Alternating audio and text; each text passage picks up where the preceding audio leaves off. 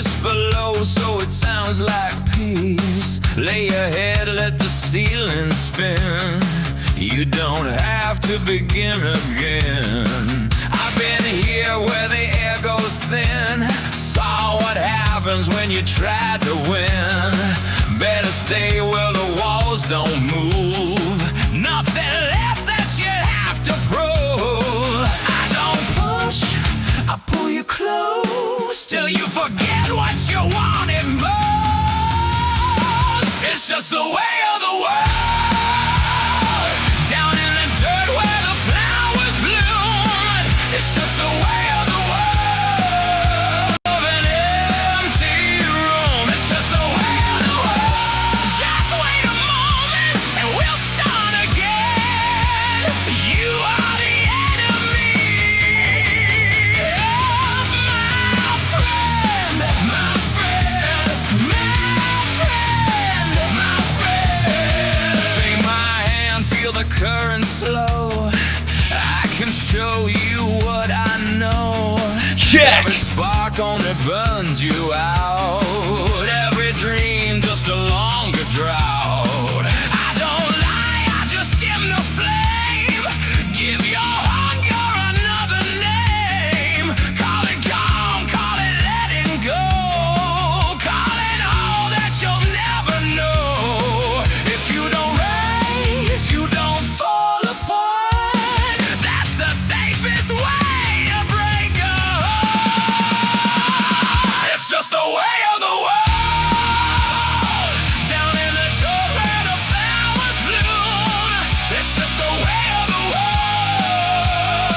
You'll feel the power of an empty room. It's just the way of the world. Just wait a moment and we'll start again.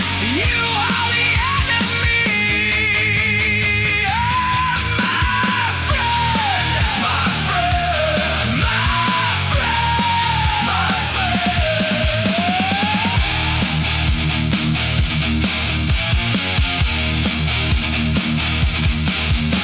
Stay down, stay near. I need you right here. Stay down, stay small, I'm nothing.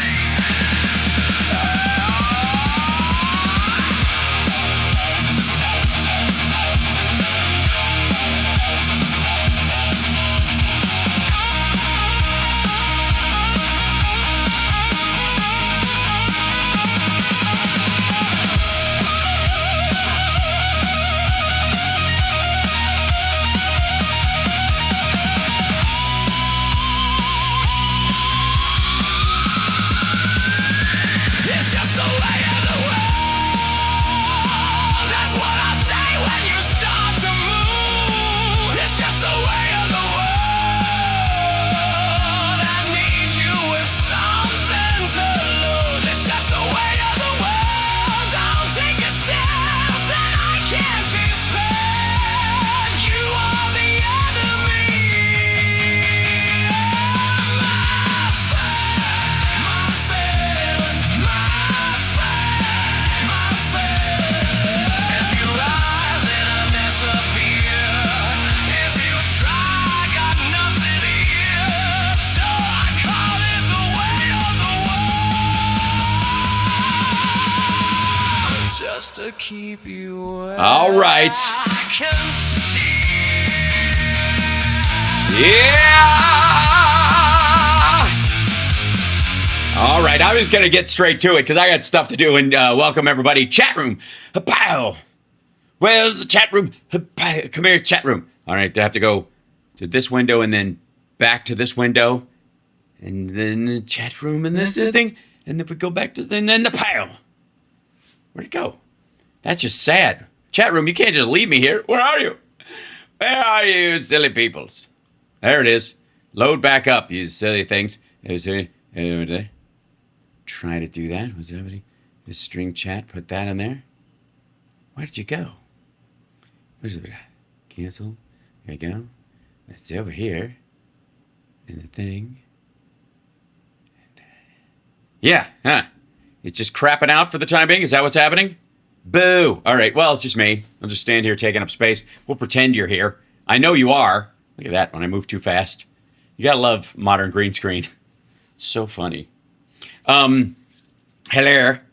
Yeah, Substack is being sub-sucky, so I'm going to post the vertical of the show later on Substack because it was being weird. If I try to start the show,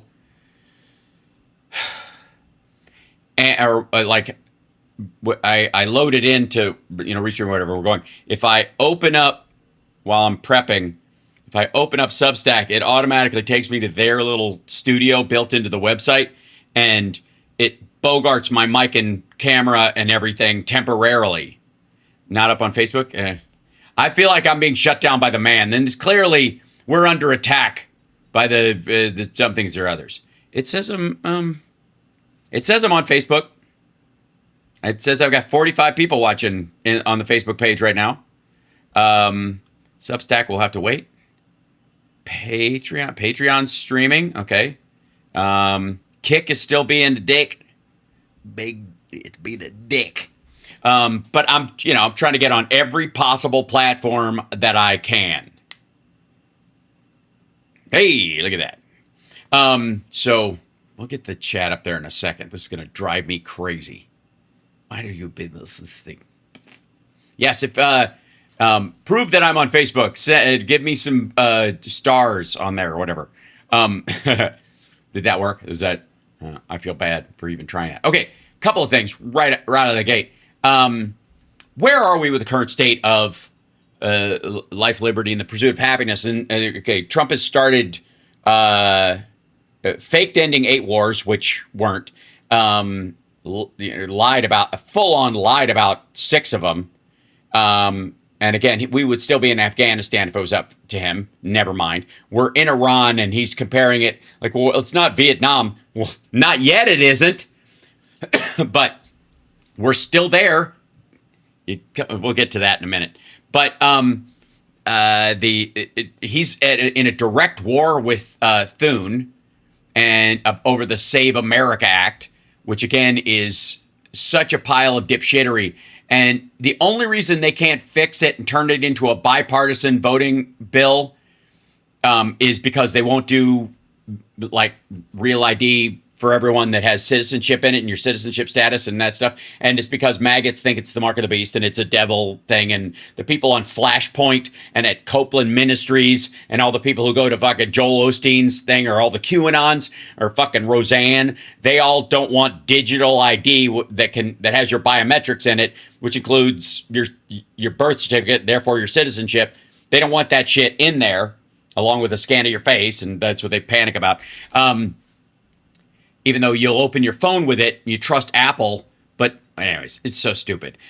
They don't want that. So the problem is if they make the rules too strict for voting, then maggots won't vote, and they're already not going to. My peps are waiting for me. You mean my peeps? I think I've got peeps. There should be peeps in there. Are there peeps? Okay, and Patreon folks who are watching on there, hi, how are you? Thank you. Bless your hearts, and please consider becoming a Patreon supporter if you're not. And Super Chat's a great way to support the show, etc. And apparently, I've got to repair a flat in my chat that should be here somewhere. You know what? I'm gonna have to enter. This happens sometimes. Let me try something because I don't want to be without you guys in this portion of it. Turn that. Okay, turn that off. Turn this off. Turn it back on. Turn it back on. No. Wait a minute. There it is. I did it. Look at it. There you are. Yay. Can I just say that as Easter candy goes, I'm a Cadbury egg person all the way, but Peeps were meant to be roasted. Let me tell you something. I'm not a big fan of Peeps, and I hated them until I realized that you're supposed to roast them. Then they get this creme brulee caramel sugar on the outside of them from the roastings. Now roast you some Peeps, then you'd see what a good time is. Now you know. By themselves they're nasty. Ugh. It's like just drinking Kool-Aid out of the packet. Yikes. All right, now, if I may. Now that the chat's here, I feel like, hi, how you guys doing? Where are you? What do you do for a living? Hi, thank you very much. Where are you from? What do you do for a living? Ah! Thank you very much.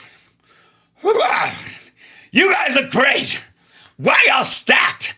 All right. So, right out of the gate, obviously, we're going to deal with the fact that Trump was on with Dillweed and all these folks this morning, and on Freaks and Friends. And CSL, is this one where he actually F bombs them, and they have to go, oh, hey, oh, ha, oh, thank you very much. And is that what, like, they just switched to the, looks like the shot just, like somebody smacked the camera. Yeah, okay. So this is, here you go. Well, let's start. Everything's an alert. Again, guys, this is a little bit like you're crying wolf. You guys don't actually believe him when he says there's a deal, right? Yes, of course they do. On this Tuesday morning, we are joined by phone with our President of the United States, Donald J. Trump. Mr. President, thank you so much for coming on. We know that you're meeting with Netanyahu. And Ducey's over there like, okay, here we go. And Kilmeade clearly is like the super fan who hopes the comeback tour isn't a complete embarrassment. So he's sitting there like, don't fuck this up. Morning, we flew flying in yesterday. They're here because of Lindsey Graham's funeral. And Lindsey was your friend. He's a critical piece of our country for many reasons, but mainly for his relationship with world leaders. How are you feeling about losing your friend, and where do we go from here?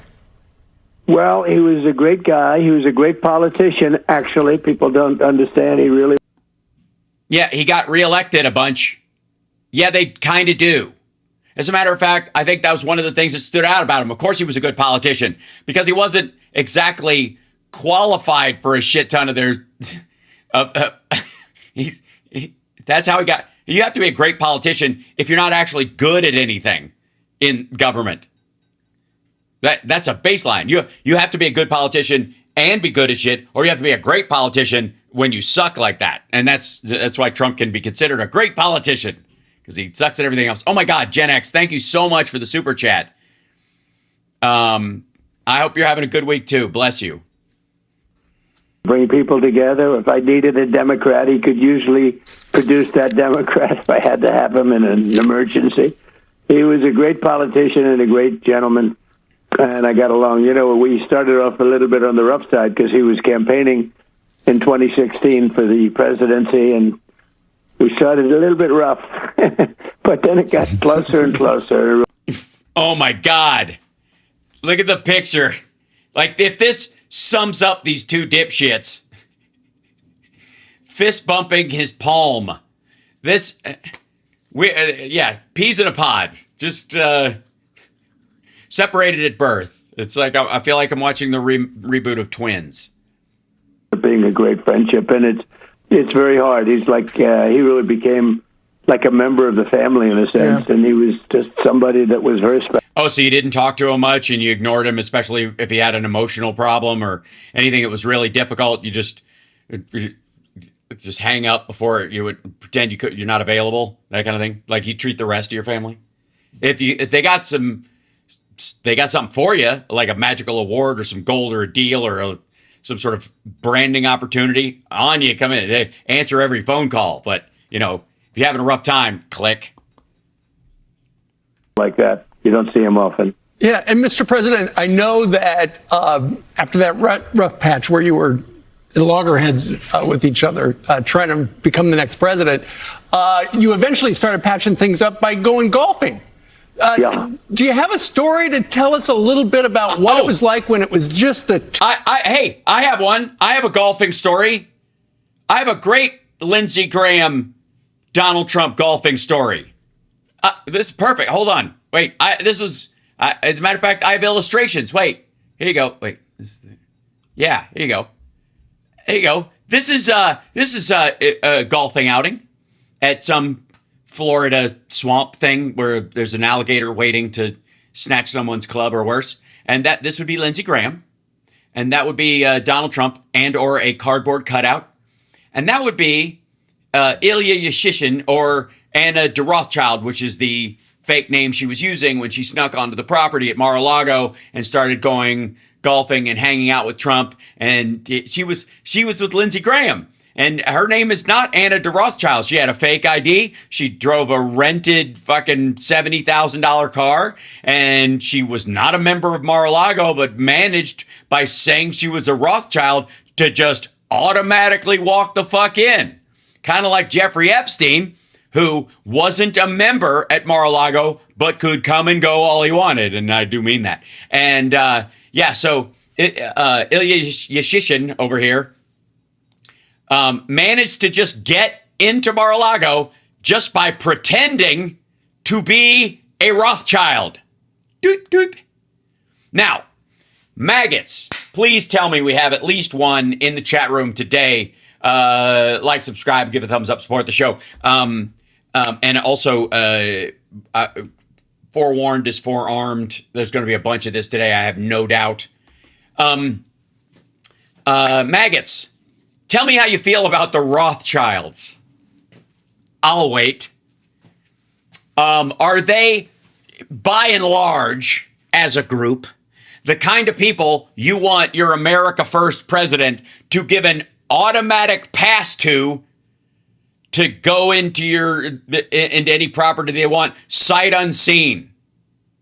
Obviously, she doesn't mean me harm. She's a Rothschild, yes? Ew, a Rothschild, you know. Right? What do you think? Yeah. Oh, and yes, she was there at the same time the classified documents were there. Oh, and the same time the classified documents were there, and a big copy machine was in that room. And also, there was a bathroom just down the hallway. Remember the one that was full of shit as well? The shitter worked. The sink did too, but there was stuff in the shower. Okay. On your way to that bathroom, you pass a little storage thing with a little cheese ball lock on it. Think anybody was keeping track of her? They didn't give a fuck what her real name was. That's a great golfing story. That's so fun. I wonder if he tells the same story. What do you think? Driving around a golf course alone? Well, he loved golf. He just loved it. He worked hard at it, and it was really a passion of his, and he was getting better all the time. But he was. Were you teaching him? Were you teaching him how to play golf? Let me put it this way: he loved it, but he wasn't born to be a golfer. Okay, he wasn't born. Yes, never pass up an opportunity to bring up, genetic purity. Never, everything's basically, fast racehorses breed fast racehorses. Always bring out a little bit of racial supremacy. Just chuck that in there when you can. But not a golfer. But he loved it, and it was great. And we'd talk about mostly politics and talk about things they're doing, and a very powerful force when he got behind something. And I know he thought golfing with you, it was the most intriguing, fun thing that he could ever do. And he would also mix the really perfect things he loved so much. Well, I mean, obviously wearing a suit anyway. And that was work and fun and being with somebody with great influence like yourself. Yeah, and, I mean, you never know who you're going to meet. You might even you hang out with Donald Trump, you run into a Rothschild. You know what I mean? This is fucking, wow. Donald Trump shrinks the world. Good Lord. Top of his mind was the war in Iran. I know you're going to be talking about that today with Benjamin. More the Russia-Ukraine war, actually, dipshit. I mean, everybody's thinking about the Iran war, but largely like, how do I tell Donald Trump this is a horrible idea and nobody likes it without him getting pissed and destroying my state? To Benjamin Netanyahu, and you're going to we hear that you're talking right now with leaders on Iran, but Iran has come out publicly and said, we're not talking to the U.S. We're going to pause as long as they're paused. We are talking a little while ago because... So could you tell me? No, they never did that. By the way, we covered this part of it yesterday. There was a clip of this. No, they did not come out and say that at all. They did not. Nowhere. You're talking to your friends in the fucking news. If they just came out a second ago, they would know. The producer would be yelling in their ear, we got footage. We've got a message. We've got a post. For some reason, we can be in the midst of a beautiful discussion. A beautiful discussion. With who? And they'll come out and say, we're not talking, or we didn't discuss nuclear. Well, that's all we discussed because They'll never have a nuclear weapon. They understand that.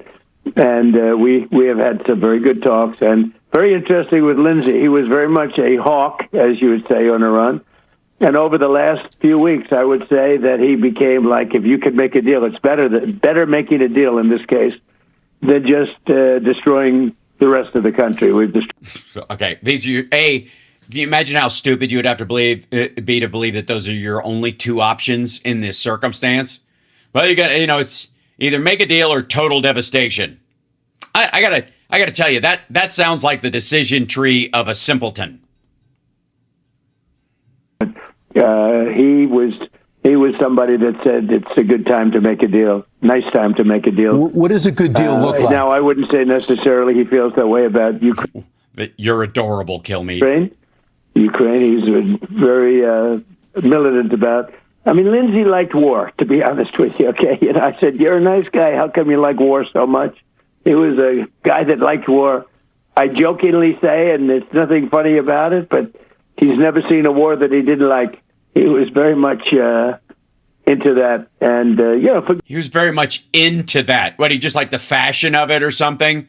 It was just bondage and discipline on a much grander scale. I kind of joke about it, but since it's not really funny, yes, like every joke you tell. That way. Some other people feel that way. But he was very much, very strong on the military. And I built a great military, and he helped me. We built it during my first term, and we use it now. But I built a great military. His sister Darlene was interviewed recently. You probably saw that with Sean Hannity, and she said he didn't love war. He loved peace, and he loved the end of war, but sometimes war is necessary. You say that Iran will not have a nuclear weapon. There are reports. Correct him and then move straight on. Do not let him correct your correction. It's now that Netanyahu's going to talk to you about. Oh, they put a stamp on my hand last night at the whiskey because they had a new doorman, and I don't drink, so they always like, are you drinking? I'm like, no. So I usually X up when it's a question. At Pickaxe Mountain, construction vehicles entering and exiting tunnels, paving new access roads, satellite imagery and intel. Fucking Dillweed looks terrible. Look at this. What is going on with this dude? Oh, God. It's almost like they each got to pick their questions, and he was dumb enough to pick the real ones.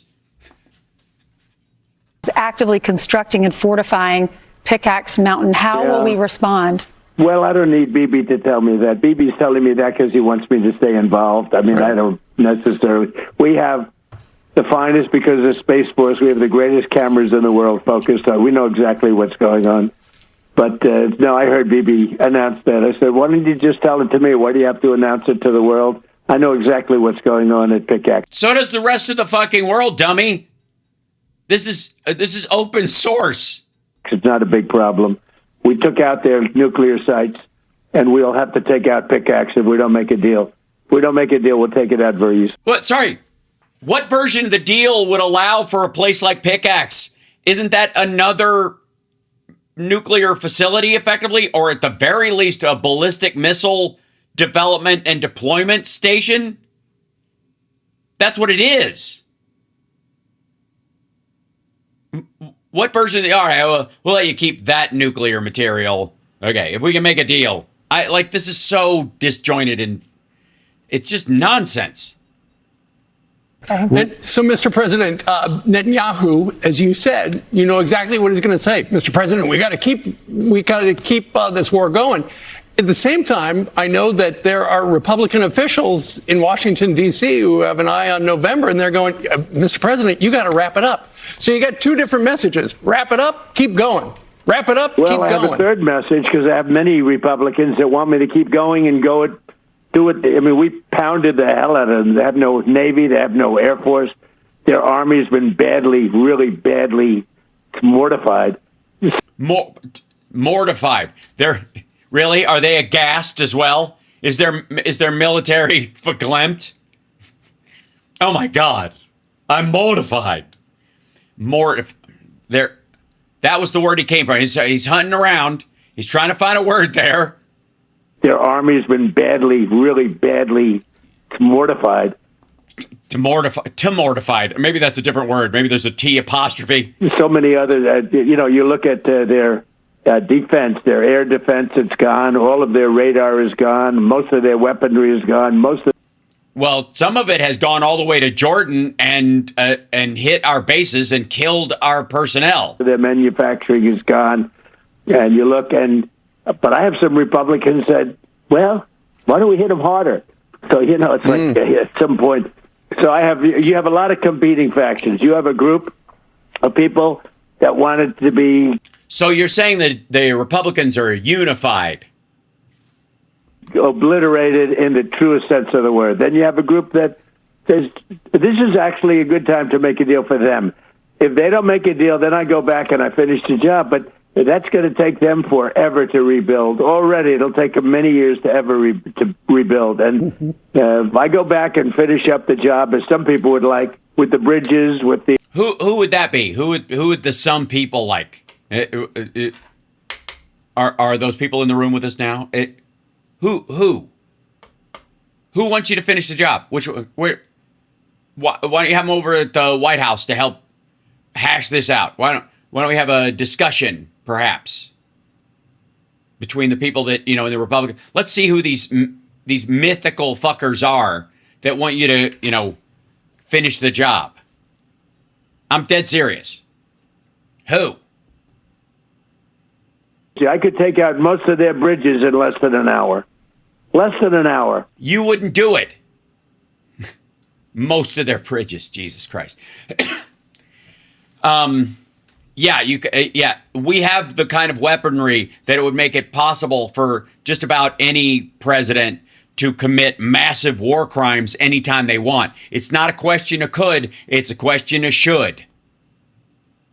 Yeah. It takes them 10 years to build a bridge. Bridges So take the stupid. longest, and power plants are second. I can knock out the power plants. Within one day, all of their power plants would be gone. And I let them know that, with negotiations. I said, look, people want me to do that. I think I get almost the same thing out of it as doing it, but the problem is they'll never be able. Okay, so he thinks the threat of doing it is as good as doing it. That might work once. Might even work twice if they're really scared of whatever the threat is. But after a little bit, they're going to realize you're bluffing or full of shit.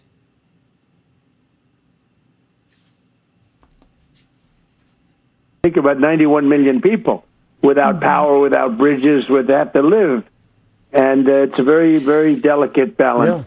Yeah. So I think we have a very strong position right now. They know I'm going to do that if they don't make a deal. The bridges are going to be gone. Literally in less than, I would say in 2 hours, most of the bridges, the major bridges. I doubled the time. The more he thinks about it, there's a couple of bridges, might take us maybe a little while. You could, flight time being what it is. Bridges will all be gone. And the power plants in one day. And, if I can avoid doing that, I'd like to do that. The hardest thing to build is a power plant. The longest thing to build is a bridge. Nonsense. It's a long time to rebuild and build bridges. And that's what I used to do for a living, construction. It takes years to build these things. And no, it doesn't. We just repaired a giant one in Baltimore. Took, 8 months to actually do the work? What about the one in Philadelphia that collapsed? Remember that? They had that one up in a matter of weeks. Knock them out in 1 hour, and it's many years. It really decimates a country. So those are the two big things. And then there's always the desalinization plants. And who am I War crime number 3. hurting there? I'm hurting the people. So I'm not looking to do that. I just want very simple. Well, then why fucking bring it up? Why does he always bring up power bridges and desalination plants? Why does he bring up IRGC headquarters? Why does he bring all their military organizational sites, just the offices, the infrastructure of the military? He never brings that up. Is that because the IRGC has very distinct headquarters throughout the entire country? It's a very diversified group. They almost have like a state-like federalist system with the IRGC because Iran has a lot of tribalism within it. Just the same thing as Afghanistan, just not as extreme because they've had a more cohesive government for a much longer time. But it's essentially the same issue. especially once you get closer to the Afghanistan border. So why doesn't he ever bring that up? Besides the fact that he's a murderous twit. Not have a nuclear weapon. Very simple. And they've agreed to that, They have not agreed to that. essentially. We Essentially. Basically. have to get them to, make it formal. Right. But they've agreed to it. How do you They did make it formal, you dumb son of a bitch, and you tore it up. It was formal. The JCPOC, as you like to call it, the JCYMCA agreement that Obama created. They did formalize it. And the president of the United States that followed the one that made the deal tore it up with no substitute on the ready. Tell me, why wouldn't they? Because they're a mix of religious fanatics and hyper nationalists. Because this is an opportunity for the military of that country to overtake the religious leadership and tilt the country the direction they want and have an even more draconian control over the Iranian people. Because they're not transactional pussies like you are. can figure out the Iranians? It's been 50 years. So pickaxe. Well, 50 years, you're right about that. And for 50 years, other presidents should have done this job. You were one of those presidents, so why didn't you run on it? This is probably the weakest argument that he has for all this shit and why we're doing it at this time. He's like, he ran on no new wars, no regime change wars, none of that shit, and then all of a sudden he's like, somebody should have done something about this. Well, why didn't you? All you did was tear up the deal. You didn't do anything. You made it easier for them to have a nuclear weapon. Did anything? Obama actually paid them billions of. Bridge in Baltimore is still under construction, not due to be done until 2030. Thank you. The repairs on. Let me see if I can find the place. Hold on, Baltimore Bridge. Yeah.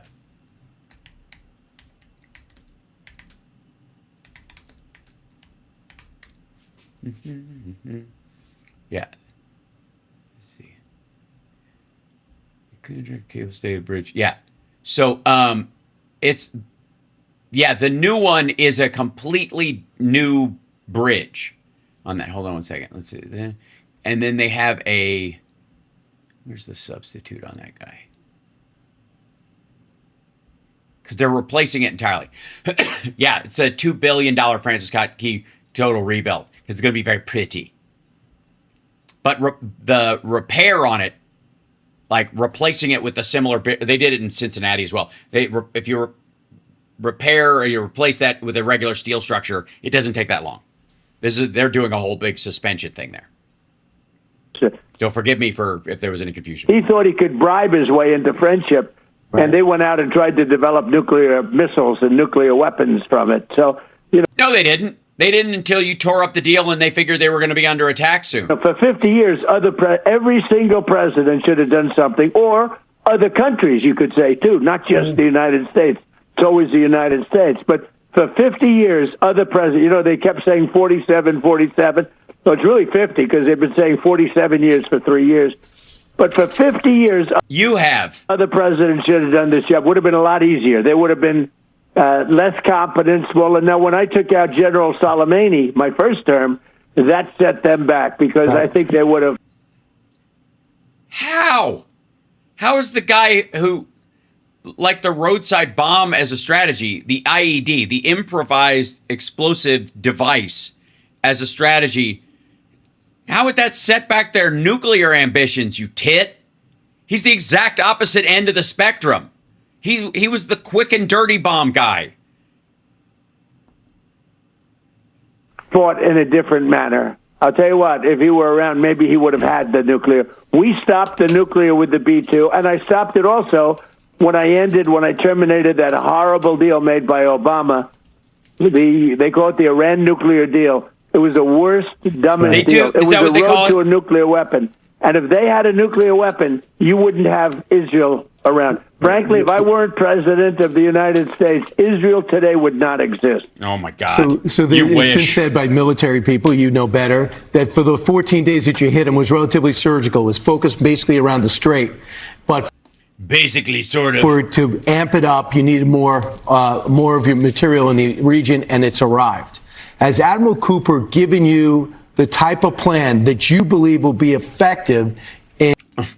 Look at poor Dillweed trying to ask real news questions. You know why? Because he takes calls on his radio show, and the maggots that call into his show are like, what the fuck is the plan here? Destroying their nuclear, stopping their funding of proxies, as well as their ballistic program. Have you seen that on paper? Well, it's already Has it been convinced you mostly it can done. work? Look, we have a blockade up there right now, and only ships that we want to get through get through. Iran doesn't control the strait. We control the strait. Now, they can drop a couple of mines in there and screw things up, but And they have. we control the strait. Our Navy is incredible. Not one ship has gotten to Iran during any time where we have. Yeah, but the question isn't whether the ships they're coming and going from Iran, because in theory we would sanction those boats wherever they were going anyways. The question is, can all the other ships come and go? Can Iran's, they can drop a couple of mines strategy, is that enough to stop traffic through the strait? And it is. So we had the blockade. Right. We had the confines of a deal. I set the The confines of a deal. blockade back, but I didn't take it away. The ships were not but far ships away. are not getting through now. And then I had to bring it back. But no, this is done with the Admiral. He's great. This is all done with the Admiral. He's a great guy. General Raisin Kane. Mr. President, are we right that the no merchant ships are getting through right now? Maybe 3 or 4 a day when you need about 100? The only ones that get through are the ones that we want to get through. They're the only ships that get through. So you only want 3 ships a day. Brian, we have a blockade that's so powerful that nobody can get through. They tried. 3 or 4 of them tried over the last week. But, you know, we opened the blockade because we had the confines of a deal. So we did it. The confines of a deal. And then we put it back because they broke the deal. They break the deal. We cannot have them break deals anymore. Mr. President, let's talk about the Fauci diaries. Senator You broke the last one. Rand Paul released more than 1,000 pages of this private typed diary entries, many of them of Dr. Anthony Fauci during COVID. He was saying one thing in his diary entry, saying something else publicly. For instance, the origin of COVID. He was saying it was from the wet market, not the Wuhan lab. He was writing something different. He was saying he never talked about closing schools. He's writing that he talked to Cuomo and he talked to Gavin Newsom about closing schools in New York and in California. So a tale of two different things, and he's going to be in front of Congress tomorrow testifying. Okay, he did that today. This is going to just be dipshittery, and I've got too much else to cover to just go through Trump just blathering horseshit like this. But Fauci, pled the fifth, all throughout the hearing because they were, the whole purpose of it is to trap him into saying something so that they can use that as a way to undo his pardon and accuse him of lying to Congress. Yeah. 1, 2, 3, 4, fifth. And he had it was a show. It was just theater that they did today. And I thought the Democrats did a pretty good job of talking about what that committee is supposed to be doing, and what they were doing was this piece of theater instead of actually covering things that matter, especially when we've got more measles cases than we've had in 30 years. We've got this fucking asshole exploding diarrhea parasite on everybody's lettuce. And that would be normally something that committee would go try to get ahead of, as it were, getting a jump on that. And they haven't been, and they're not going to. What they want to do is relitigate their gripes about whether the semantics about a lab leak of a naturally occurring virus that ended up in the wet market, which is completely plausible considering Donald Trump cut the security funding at that lab. And the idea that they manufactured it using gain of function or some other tools and created a deadly virus, and then it leaked from the lab. That would be the thing. Still an accident. Or they actually did it, and lab leak is a euphemism. And by and large, most of the people who talk about lab leak in any kind of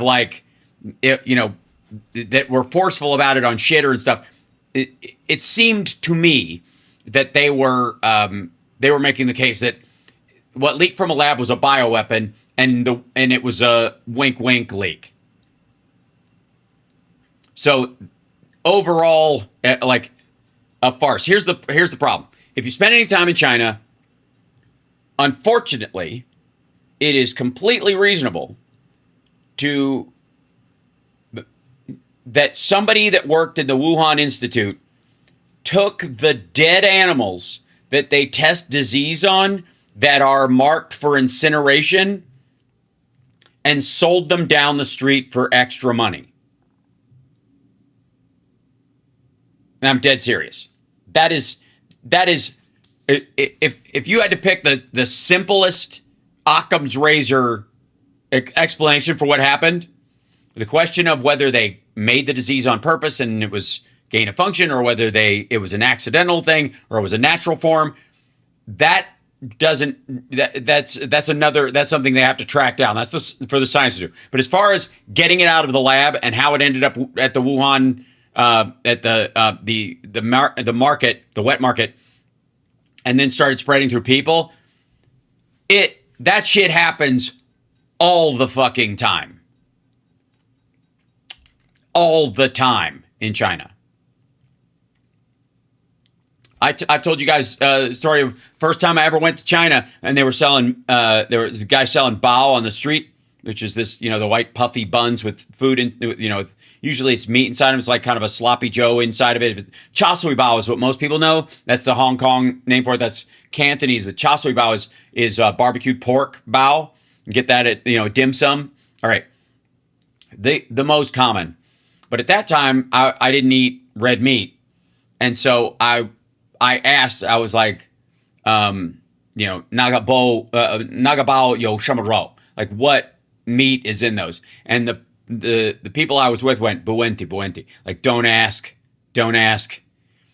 Because you don't want to know. Because it might be goat, might be dog, might be something else. Because you're buying it on the street. And if it's kind of their version of like, if you have to ask, you can't afford it. If you have to ask, you don't want to eat it. If you care, don't even go there. We'll go to a restaurant. Was really what they did. I'm dead serious. And it is like it could be fucking anything. And there is zero standard. Zero standard. Like in LA, food carts have like health department have letters on them. And right? And in everywhere I was in China,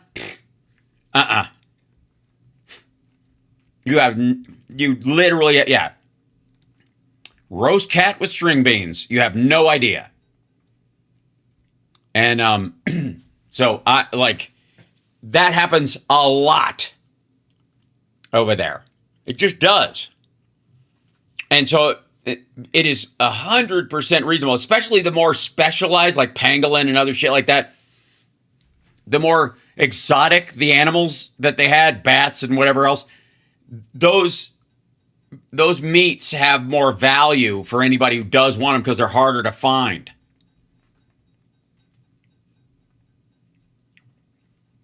Yeah. Yeah. Would I eat it? No. Then serve it up. That's exactly right. Did you bring Snickers? No, I did not. I did when I came back later, when I was going over for the show regularly, I did bring like protein powder with me. I had a big bag of protein powder, and I was like, I was like, this is gonna look sketchy as shit. So I put the sticker for that was on the tub it came in on the Ziploc bag. And then I brought a bunch of protein bars and stuff just in case we were around, because we went to some fairly wonky places. And I was like, we're out here in the hinterlands. I'm not 100% convinced. This is gonna. There's gonna be stuff that's edible out there. Okay, now I'm gonna jump straight into. Okay. Is this other one? Yeah. Okay. So let me put this here.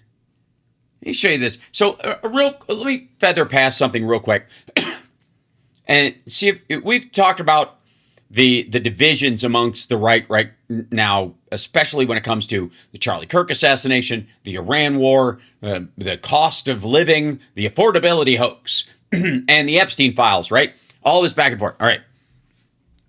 And that is a constant story now, especially with the polls the way they look going into the midterms. Big concern for the right. As many as like 1/5 of all Republican voters are saying they might just stay home or vote for Democrats. A fucking fifth of them. Imagine how independents are reacting. Right? That's a serious, and again, here's Lana Douche. It all makes sense. Exposing what's driving the right's division. And these are some serious fuckers mixed in. Candace Owens, Dave Smith, Megyn Kelly, Tucker Carlson. She hates them and they hate her and they hate the president and he hates them, whatever. Okay, this is major. Like Tucker Carlson is a major player in this, has been for a very long time. Candace Owens also, right? Yeah, 20% of their voters might stand the fuck down and hoorah. But here's another, let's see, this one right here. Where is it? Go away. This one. Okay, this is about, this is Pat Gray on his show. Thune says no. Trump blasts John Thune over filibuster. Stupidity brings death. This is the quote from the President of the United States towards his Senate Majority Leader. Stupidity brings death. Right?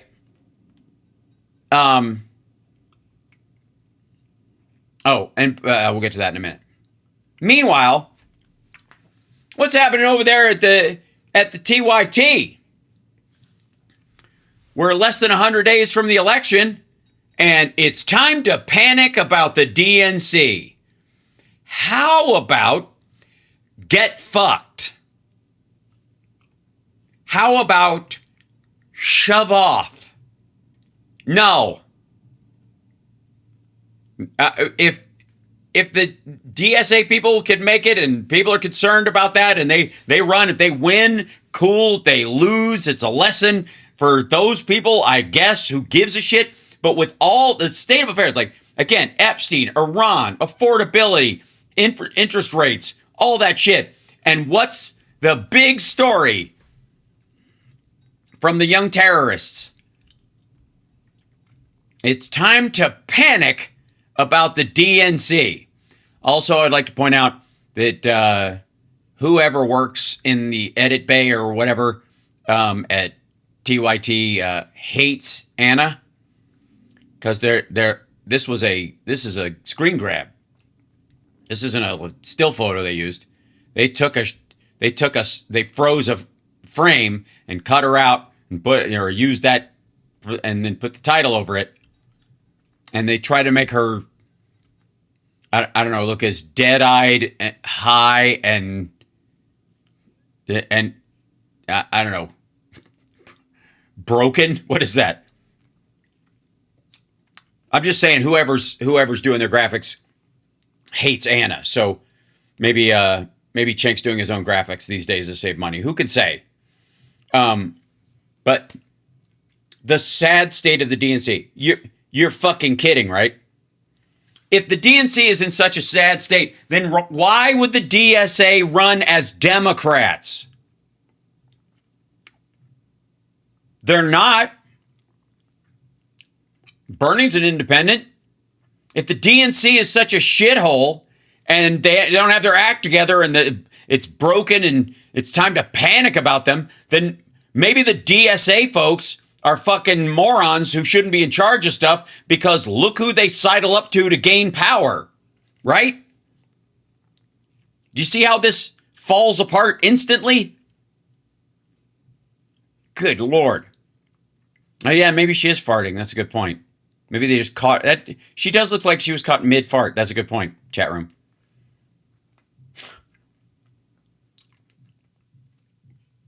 For real.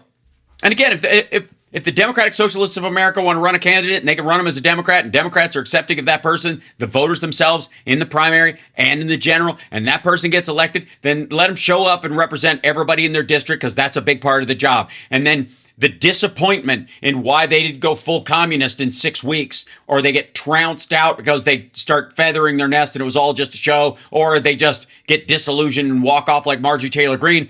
Who gives a shit? If the voters speak, I'm for it. But but again, if the DNC is a shit organization and it's terrible and the Democrats in general are in disarray, then why would the Democratic Socialists of America run as Democrats when they aren't? Because the opposite is true. Because you could expect that in a lot of areas, the Democrat is going to walk, any purple race, the Democrat is going to basically walk into office this time around because of public sentiment. So they're running as Democrats because they can show up on the ballot and they can benefit from the structure of the DNC. They can use it as a super PAC.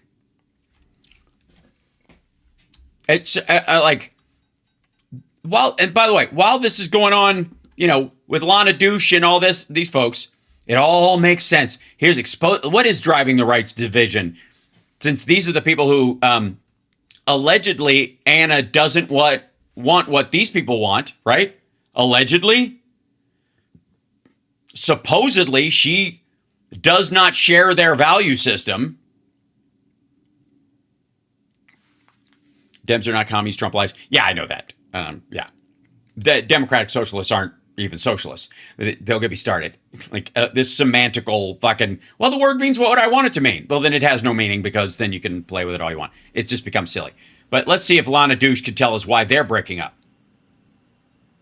Graham Dana Lash with you. We are at the bottom of the second hour. You can listen on hundreds of stations across the country. You can watch the simulcast. I don't think that's going to happen as well.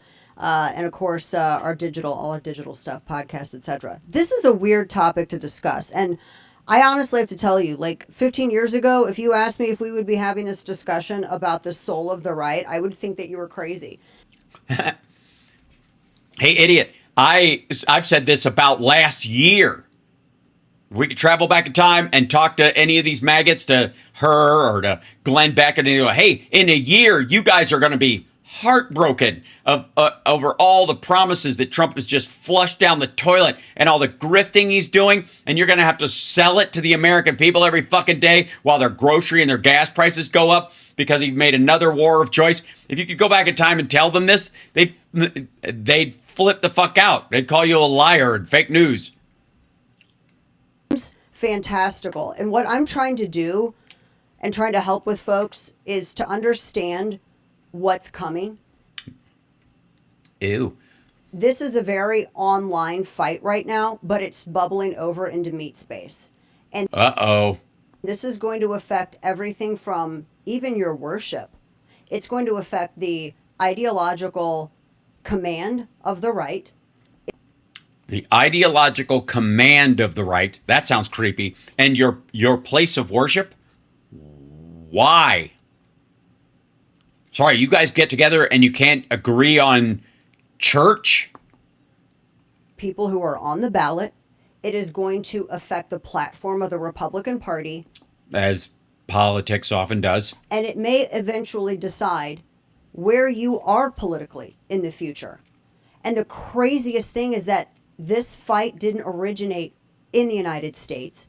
It originated in a foreign country, and it is being piped into the United States. Oh, is she finally going after Russia? Because she was an NRA person, and she was in the NRA and working with them for a long time when that Russian money was coming through there. Is she finally going to admit it? Or what do you think? It's going to be China from his stupid address the other night? Is that what he's going to do? Massive psyop. Massive psyop. There's no division on the right. I say this as someone who is not a conspiracy theorist, who is almost Vulcan in terms of logic. Okay, almost. You have a theory that some people on the right, probably the people you cut out in your thumbnail, are conspiring with a foreign power to manipulate the electorate. Just say it. That you have a theory that those people are conspiring. Not as sensationalists. And that's why it's so weird to be talking about this, but it's true. And I wanted to bring on someone who has been very spot on, and I think is very good in messaging what you need to be looking for and what this is all about. And it all begins with this crazy, the best way I can describe him is a modern day Rasputin. Why are these guys always like fat, schlubby, and they look like, stuff in a shower drain? I don't know. Oh, that could be anybody. Sebastian Gorka, Boris Epstein. Stephen Chung could definitely clog up your drain. Yeah, who's it going to be? Like, Andrew Dugin guy. oh, okay, in Russia. Yeah, the Dugin. Yeah. Well, the reason they call him a Rasputin is because that's basically like he's directly. That's the lineage. That's what he is doing. He's even Russian. Rasputin was as well. Soviet psyop. And apparently a lot of people on the right are worshiping this guy. I saw Well, let's be fair though. He's gross. They're gross. He's evil. All right. his name come up a few years ago. Yeah, I thought Bannon as well, Mark P. I was like, how many guys, gnarly, stank-ass dudes on the right could we pick from? And then she just went for the Russian. But it's interesting to me that the threat now is Russia, Russia, Russia. Honest with you, I never thought anybody on the right would take him seriously because I mistakenly thought we were smarter than that. That's good. That's And we're not. No, definitely not. Joining me now, James Lindsay, who has been sounding the alarm on this for. Is James sharing an apartment with Alex Jones?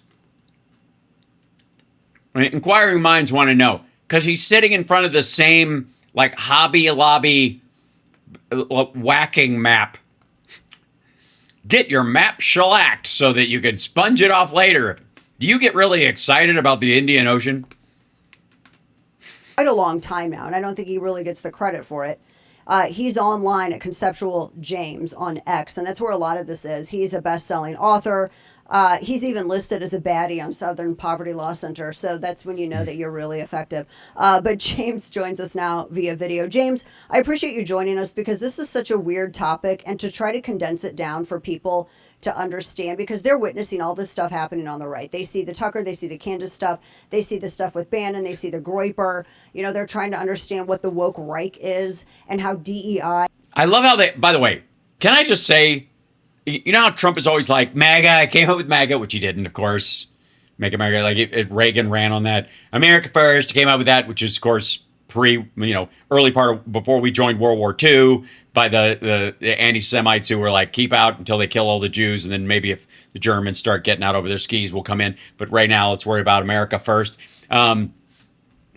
This bit right here, the woke Reich, like, they were initially calling it the woke right as just a reference to some sort of weird social wokeism or anti-war thing, or even not being pro-Israel on the right, where that came from. And then we're the ones who started calling it Reich as a play on words and Nazism and shit like that. And now it has become a legit phrase that Lana Douche and others are using, the woke Reich. And I guess that's the Fuentes Groyper crowd. Infected this or infected part of the right. And then the layers of the conflict in the Middle East on top of it. And oh, you forgot the Epstein files and the complete covering of the Epstein files and the break that's happening over the people who, I don't know why, but somehow thought Donald Trump, Epstein's fucking wingman, would release all this stuff. And then, and then he just didn't, and they're shocked. Or the people who are in it and are, I guess, leveraging whatever power they have to make sure he doesn't. Correct me if I'm wrong, but it seems You're wrong. About something, I'm sure. Just to all go back to this Soviet fanaticism, this guy whose ideology now is a. Oh, you mean the guys who were funneling money into the Republican Party through the NRA for years, and you hoovered it up? Apparently really been taken to heart by a number of people that formally, or at least still try to identify as being on the right. Is that a pretty good summation? Yeah, I would say a significant amount of it goes back to him. Not all of it goes back to him. There are other players on the board, like a Nazi jurist by the name of Carl Schmitt is another kind of major influence, and a weirdo magician fascist called Julius Evola is another major influence.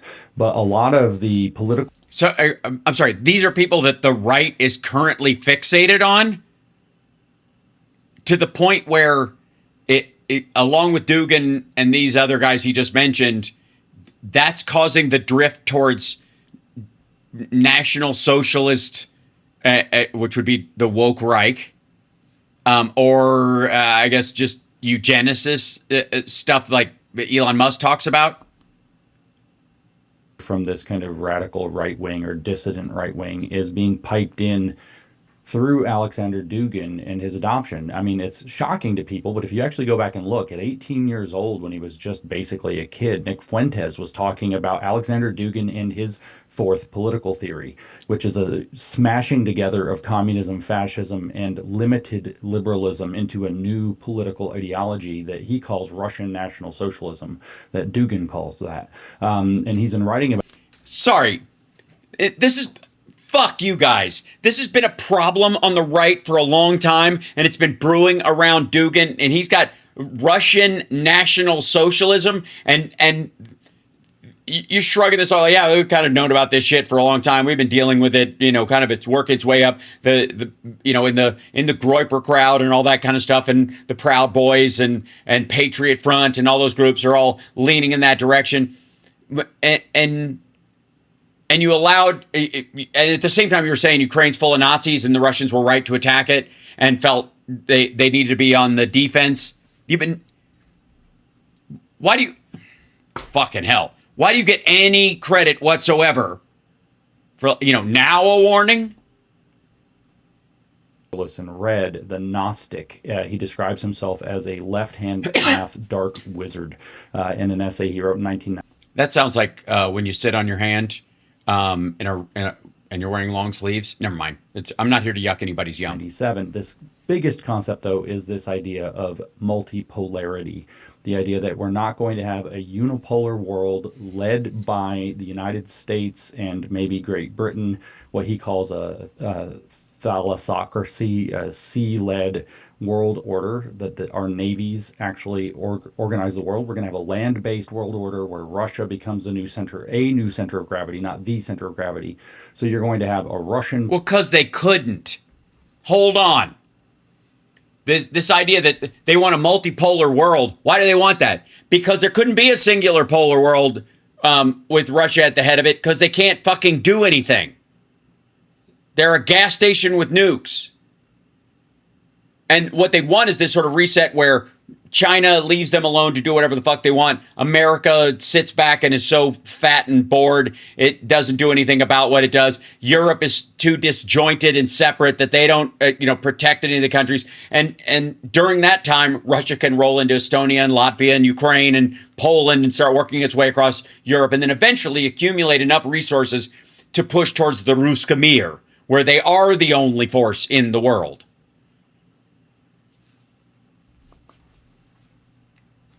Pole or a NATO pole, maybe a Chinese pole. And so there are going to be all these different poles of power throughout the world that are now in tension and imbalance with one another. And this is his book, The Foundations of Geopolitics, from, I guess, 97 or something like that. And this book correctly has been stated that it was piped into the kind of like leadership core of the Soviet Union and the Russian, I should say, government to teach them how to think about the issues. But I think it's been fed to an American audience to try to get American conservatives to go along with this idea that an American unipolar hegemony and control of the naval shipping lanes of the world and so on, the security, is a bad idea, is a bad deal for America, and that we need to be more isolationist and pull away from that so that China and Russia and BRICS can rise in the standing in the world, which is not good for American interests, and it's not good for anybody's interest because they're not responsible stewards of power the way the Americans are. Oh yeah, and it betrays the whole America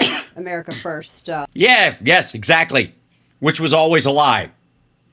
Trump was always going to do PNAC shit. He was always going to do the Mitch McConnell's tax break. This is just dumb. He's always been this like just another fucking Republican. It's the same. Meet the new boss, same as the old boss. Same shit. And again, that this has been a threat or a problem for a very long time, and now, only now, when the division is impacting their electoral chances, is it like, oh, this is something we got to deal with. James Lindsay, because this is really about controlling the ideological and theological direction of the base of the Republican Party. That's what. Again, the bigger question is, why did they wholly abandon whatever base ethic and moral they had in the first place? It used to be pretty simple. A Lutheran or Methodist-like level of Christianity, a family-focused thing, a heavy defense because of any foreign actors who want to attack us, and then a business-friendly environment for the expansion of individualism into the world. That used to be the Republican, at least that was their sales pitch. I mean, granted, a big chunk of it was always a lie, especially the Trumps of the world, who, if they had to compete against everybody else, would fail miserably. So they don't really want a level playing field, but they could sell that illusion to everybody else and get them, I guess, fighting amongst themselves. While if you're already ahead, it's real easy for you to go in and just settle this down, make sure everybody gets a shot. So you deplete the resources across a wider area so that nobody catches up with you. That's clearly, that was part of the idea that they thought they'd get away with for a long time. But it isn't so much that, like, how did he weasel his way into their mentality or into their system? It's like, how did they jettison everything that they allegedly believed? To like all these fucking QAnons voted for a pedophile. Trump literally has an accusation from a 13-year-old girl. He's got multiple accusations by adult women and brags about what he does to them. He bragged about walking in on 15-year-olds while they were changing in his beauty contests. And the QAnons voted for him. It wasn't that Alexander Dugin snuck into their brains and went, forget all that. He'll get rid of the brown people. Like that wasn't enough. They chose him. And it's right up there with the fucking Netanyahu shit. Like, Netanyahu told Trump to do it. I don't care what the fuck he told him to do. Trump listened and did it. There is a decision-making organ in most people between your ear and your fucking mouth. And the idea that, like, Trump got hypnotized or something somehow lets him off the hook, fuck you. And the same thing is true of these QAnon dipshits or these J6ers who charged up the fucking steps of the Capitol and curb-stomped cops, tased one till he had a heart attack with his own taser, stomped one of their own to death, brought guns to the fucking Capitol because they can't believe that the pedophile they elected lost. What are you talking about? Fuck does Dugin have to do with this? The reality is that he wasn't like an opportunistic infection. They're an open wound. To at that, micro level. Yeah, that's right. And I mean, Alexander Dugin is such a weird character for American right-wingers, especially ones who call themselves America First, to adopt. I mean, he's on... Wait, back the fuck up. Do Trump. Right? Man of the people, Christian, bootstrapper, self-made man, gun lover, Bible quoting, cowboy hat wearing. Like, you guys just threw all that shit out the window when this, like, fat fuck with his trophy wife showed up. Explicitly, like... Boston, Brian's back. Excellent. Everybody, congrats and great job going over there and doing what you did, Brian. We love you and we're glad you're back over here where it's relatively safe. Evil and must die. He says explicitly things like that he wished that we could give every adversary of America a nuclear weapon so that they might use it against us. I mean, this guy is actually a lunatic. And like I said, I can't get away from the fact that he explicitly wrote an essay in 1995 or 7 called The Gnostic, where he describes himself as a left-hand path wizard, a dark wizard, and says that this is the only way you can make history and change history is through black magic. And somehow this guy is being held up on this, what they call themselves, the new Christian right, as this kind of avatar of goodness. Oh, wait. Sorry. Hold on. Why would that confuse you? Have you ever read Ayn Rand? Have you heard what she says about Christians? Start there. You guys fucking, you were up Ron Paul's ass, and he named his kid Rand Paul after Ayn Rand. The fuck does this have to do with Dugan? You guys have been sucking this shit up. You've been hypocrites forever. The Christian gun rights, freedom loving stuff, it's always been a brand. It's always been a lie. Jesus Christ. You know how I can prove it? The guy you elected, the QAnons elected a dude who palled around with Jeffrey Epstein forever. And then when there was a mass shooting and they started talking about how to deal with some of these things, Donald Trump said, how about we take the guns first, then do due process? Remember that? Would that be, seriously, if any Democrat had ever said that, and I can't find the one that did, I have not been able to find one that will take everybody's guns without due process, that was running for office or that has made it anywhere close to a ballot. But Donald Trump said it, and you would think that especially the Lana douche maggots who are all up in the NRA would go, all right, that fucker can never be near the halls of power ever again. He's clearly a Trojan horse. You guys remember that, right? I don't have to bring that back up. Clearly a Satanist. So that gets into, because there's an account also that you and I both. Oh yeah, thanks CSL. There you go.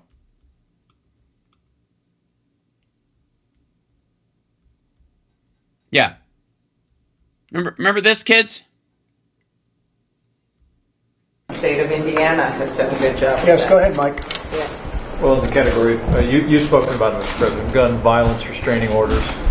They're called. California actually has a version of this. And I think in your meeting with governors earlier this week, individually and as a group, we spoke about states taking steps. But the focus is to literally give families and give local law enforcement additional tools if an individual is reported to be a potential danger to themselves or others. Allow due process. Right. By the way, this is where Republicans were ending up talking about red flag laws, where Democrats have been going, yeah, don't let lunatics get guns. And if somebody's is guilty of domestic violence or doing something like that, putting a hold on their ability to have a gun for a period of time is not a violation of their rights. It's for the safety of the community and everyone around them, and especially the person that they may or may not have attacked. While that gets adjudicated, it's not unreasonable that a judge could put that on there. And all of a sudden, Republicans were coming to that because it happened on their watch and like, well, what tools are available? Gee, the ones that work seem to be the one Democrats are using. Rights are trampled, but the ability to go to court, obtain an order, and then collect not only the firearms, but any weapons. Okay, so due process so their rights aren't trampled. He literally says it like that. In the possession Or of that Mike, individual. take the firearms first and then go to court, because that's another system. Because a lot of times by the time you go to court, it takes so long to go to court to get the due process procedures. I like taking the guns early, like in this crazy man's case that just took place in Florida. He had a lot of firearms. They saw everything. To go to court would have taken a long time. So you could do exactly what you're saying, but take the guns. That's not exactly. That's the opposite of what is. That's exactly the opposite of what he's saying. And maggots, I don't fucking get it. I don't get how you guys reelected that guy, and you're surprised that he rolled into Iran when he said no new wars. That was in his first term. That's Mike Pence he was talking to.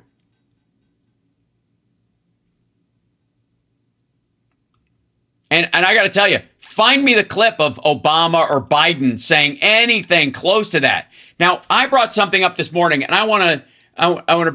There was a little bit of pushback, and I would like to add a little concrete foundation to my assertion that Republicans for a long time have been trying to undermine Social Security to the point where they make it weaker than it could be so that they can excuse themselves from taking it away entirely. Well, it was going to fail anyways. We got to come up with something better. Do you have anything better? No. Well, then tell you what. Come up with something better. We'll run it in parallel, and then we'll phase out Social Security so that people aren't left behind. So you don't have 10 years of people dying of hunger. How about that? Like the nuclear deal. You don't like the Iran nuclear deal? Write up another one, start negotiating with them with a new version of it, and then as soon as you get that one codified and in place and everybody signed on to it, then tear up the old one. Why is that a problem? Ugh. All right. Meanwhile, here's Tommy Tuberville. It's happening in broad daylight. I've come to the floor to talk about a big scam in our country. Well, what scam could that be? We'll talk about a subject people just love to talk about. Pan over so they can see the sign. To talk about a big scam in our country. It's happening in broad daylight before our very eyes. Politicians here in Washington know what's going on, but they refuse to. Not there's fraud in the Social Security system, not there's stuff within it which has to be fixed because there are people who scam people for their Social Security checks to get access to them. No. The whole fucking thing. Scam is in red letters. Social Security is a scam. Senator Tommy Tuberville. And he wants you to, it says Coach Tommy Tuberville, something down here, as his, like he puts this up at events, at campaign events or something. They're too worried about getting reelected in most cases. And they think telling the truth about the scam will hurt their chances in staying in power. Well, here's the sad truth. For decades now, the American people have paid into Social Security each month without having any idea if they will ever see a cent of the money that they put in. Since being signed into law in 1935. Right. Let me ask you something. The people in 1937 that started paying into it, for example, did they see it? Did they get their money? Yes, they did. Because good shepherds made sure it worked.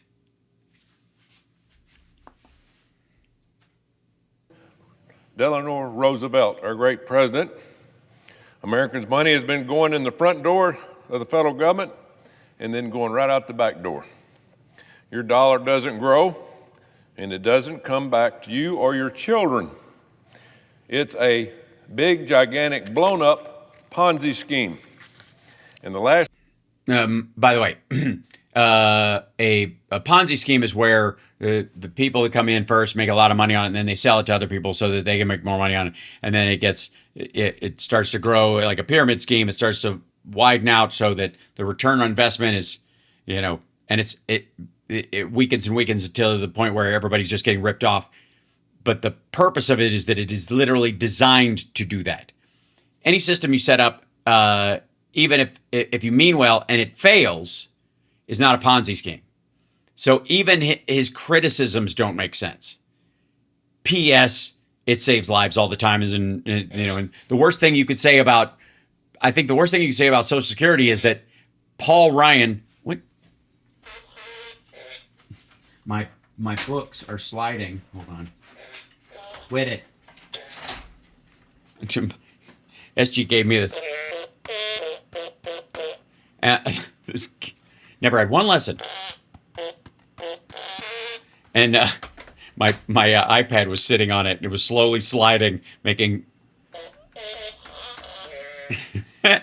So I swear that wasn't me. It was because I cannot fart a perfect F. If anybody could, I should, but. All right. F sharp. Yeah, that was an F sharp. So Does this look like the party that wants this system to be healthy, functional, continue, et cetera, et cetera? They do this all the time. This isn't even that unique. His whole shit about like they're too worried about being reelected. Maybe he's talking about, you know, Mike Lee's campaign video that came out last year or year before last. People who do Ponzi schemes usually go to jail. Every American is forced to participate in it. You got no choice. You don't have a say of the matter, whether you're... Yeah, we do. Yeah. We elect our representatives and and again and again and again. This is why, notice the part where he says that people are afraid to talk about this because they won't get reelected. That's because the voters have a say, you dumbass. 67. More than 6% of your paycheck is taken out by the federal government to pay for Social Security, your so-called retirement. That might not seem like a lot, but to me, an American struggling to live paycheck to paycheck, that 6% is a huge sacrifice. Americans have been paying into this program for years, only to see a fraction of what they have been promised. It really makes you wonder how this government-approved Ponzi scheme is legal. The truth is... Again, I don't know what he thinks they were promised other than not being homeless and having to live off of cat food. Is that this retirement savings, this savings program is 100% broke. It's absolutely broke. No, it isn't. The federal government will borrow from the Social Security Trust Fund for other shit. The fault of that borrowing, the fault of that of the value or the credit qualifications of that leverage is not the fault of Social Security. It is the fault of the politicians who borrow from it. Remember Al Gore? And we're going to put it in a lockbox. That's what he was talking about, keeping it separate so that we don't borrow from this for the $1.5 trillion defense bill, for example. Just like our federal government of $40 trillion in debt. Which Donald Trump is responsible for a third of. The Social Security Fund is projected to run out of its reserve money in 2032, just a few years from now. You know, when these funds are depleted. By the way, I have been hearing this 6 to 8 year death knell as long as I can remember. Probably first time I heard it was like in the mid 90s. It was going to run out in 2000 because that seemed so far, 1999, because it sounded so far away. And then it was 2006 it was going to go away. And then, yeah. Could see a cut in their monthly check up to 22 to 25% of their benefits on average. Oh, they could? They could? If what? Average. That's how much of a cut would they get if you shut it the fuck down? $500 a month. You know, if the federal government were to try and save the program, it would most likely mean that your taxes would skyrocket. 38%. Well, if they wanted to pay off the debt that was hanging on Social Security, sure. Of mandatory spending within the federal budget annually goes toward failing Social Security program. Yes, the money you send up here, 38% a year goes to Social Security, not the money that you already sent. Sorry. And the interest on the borrowed money. Because guess what? It's been sent, it's been spent and scammed out of our system. It's not there. Right. Okay. So it's not Social Security. In other words, almost 1 point. Fuck this thing. So the money isn't going out to pay Social Security at 38%. It's to pay the interest on the money borrowed from the Social Security Trust Fund to do other shit. It's paying the interest on your credit card. What an idiot. Every year of your taxpayer dollars is being spent on a program that is currently scheduled to go bankrupt in 6 years. So basically... And has been scheduled to go bankrupt in 6 years for 30 years. So the money you send up here has been spent and now is nowhere to be found.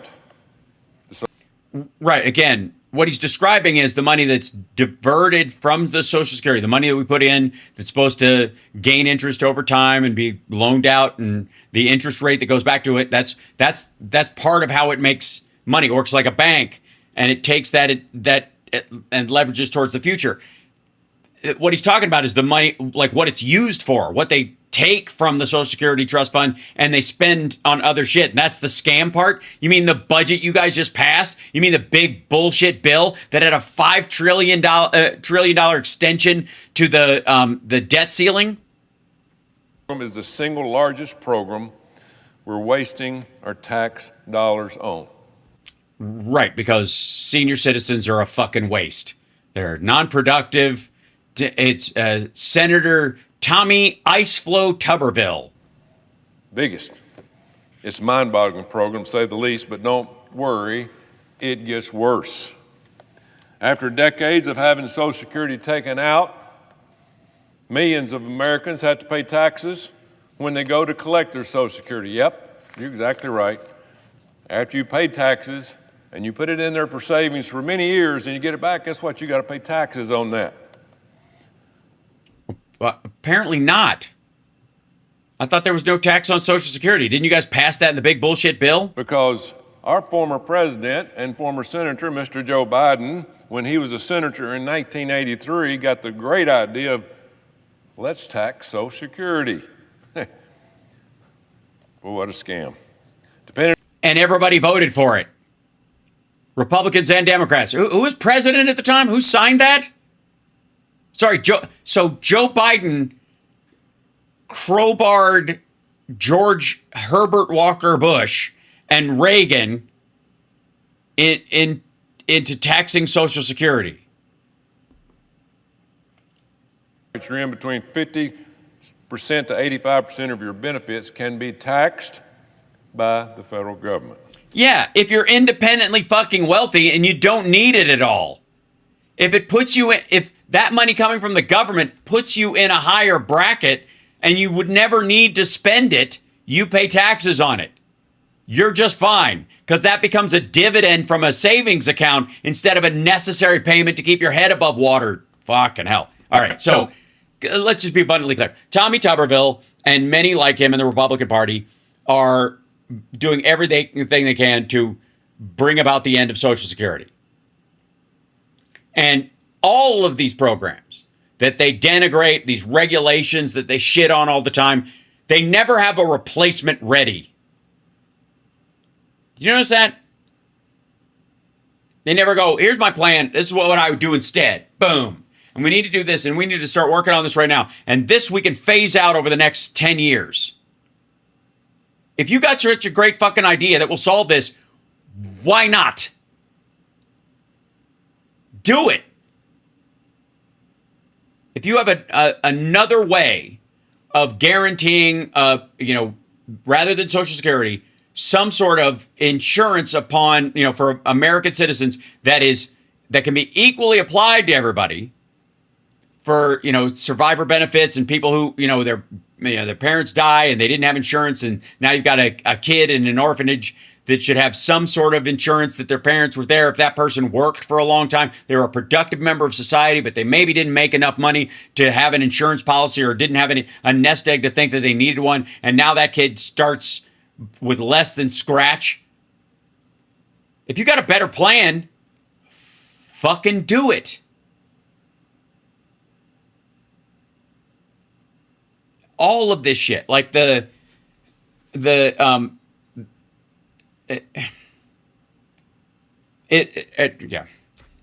Every single one of the Iran deal, the ACA, everything that come in and go like this. Trump even calls the Obamacare or the ACA the worst. Well, again, if you can't come up with something better than the worst, then shut your mouth. If you don't have a plan that can be better than the worst thing ever, then I would keep mum. It's so ridiculous. Hold on. Let me now. I'm going to jump around a little bit because I'm going to run out of time, aren't I? Yeah. Yeah. Okay. You guys got to help me figure this one out. Jesus Christ. Okay. So this is Roseanne, and Mark Hamill's stunt double, who apparently used to work at the CIA, and they wouldn't touch it. I don't know whatever. Ex-CIA officer reveals his most explosive election claims. Well, this sounds like the perfect addendum to Trump's little fucking talk the other week. Maybe the investigation has gone in a whole new direction. The CIA guy, and I worked with this guy who was a top asset, or worked with the U.S. for 20 years, intelligence, and against the Venezuelan regime. And so we ended up with these defectors, and we're housing them and such, and learning all this. We got everything we needed, including that their trump card at the end of the day, so to speak. They do all the cheating they can through 14 different techniques they have that they use on the ground in the counties, to oversimplify a bit. But and they use the machines for this too. But at the end of the day, they get their man as close as they can to winning. And then when your local precinct shuts down at 7 p.m., at 7:01, they come in from Serbia. And they say where it is. They just jam the difference through. Mm-hmm. And that last hack, and so we got down to the office, the data center in Serbia, which turns out to be run by a Serbian guy who's the partner to Huawei. And the other partner in it is John Brennan in this data center. So and so Martin. Sorry. Okay. So there's a lab in Serbia that Huawei and John Brennan run. Okay.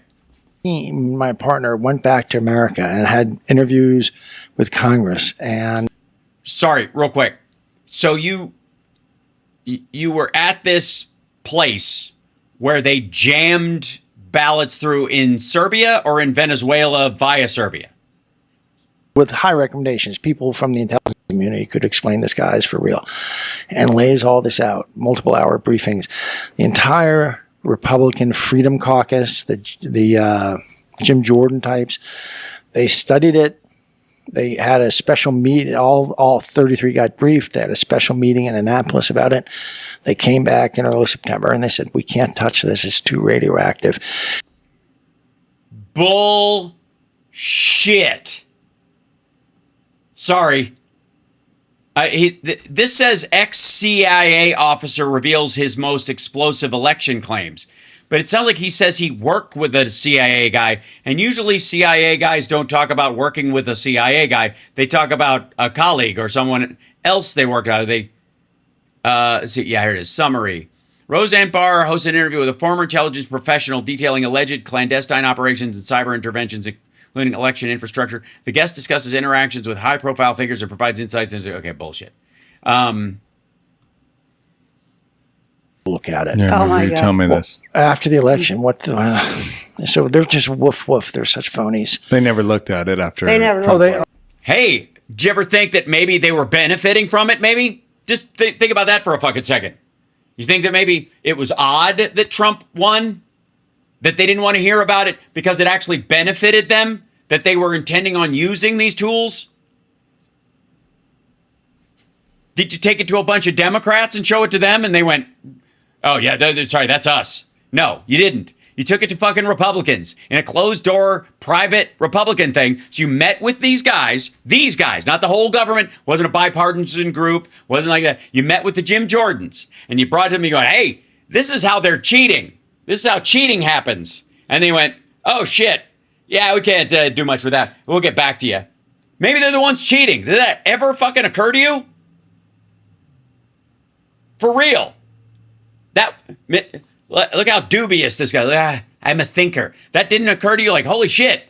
Maybe they don't want to look into it because it's how they got elected. Maybe Trump didn't win all 7 swing states easily. Maybe his polling sucks right now because it's more in line with what people really think about him. It was, but the issue was they wanted to get through whatever. They didn't want to fight this revolution anymore. They have no fight in them. 2 senators did something. Well, then why are you voting for them? One was Johnson, Senator Ron Johnson, at least entertained it. And this guy who saved the country, his name is Mark Wayne Mullen. Do you know Mark Wayne Mullen? I have to see his face. He's Oklahoma. The guy was an MMA fighter and a plumber, and he built a nice plumbing company, sold it for $10 million, became a senator. And he's Cherokee Indian. I love this about the story. Cherokee Indian saved America. Oh, I love that. Yeah, I did hear it. I did hear it. I haven't. What did he do? He took my partner to Mar-a-Lago. And he spent 3 days in mid-October briefing, not Trump, but everyone around Trump. And this is a story that they don't want to come out. Who knows? Nobody's told me nothing. So, and I don't work for them anymore. What really happened is Martine Rodil spent 3 days briefing everybody. Trump's response when he was briefed was 3 questions. I want to know if this is true. I want to know if there was a way to stop it. And God damn it, I knew that this election was stolen. And you all told me it wasn't. You know, I'm a businessman too. I knew the numbers didn't match, blah, blah, blah. You know what cracks me? Oh, shit. I don't know what Me up. Somewhere along the way, a whole lot of guys decided that being exhausted, out of shape, and whining all day was just normal. It is for you. What the fuck does that have to do with anything? Hold on. Jump ahead.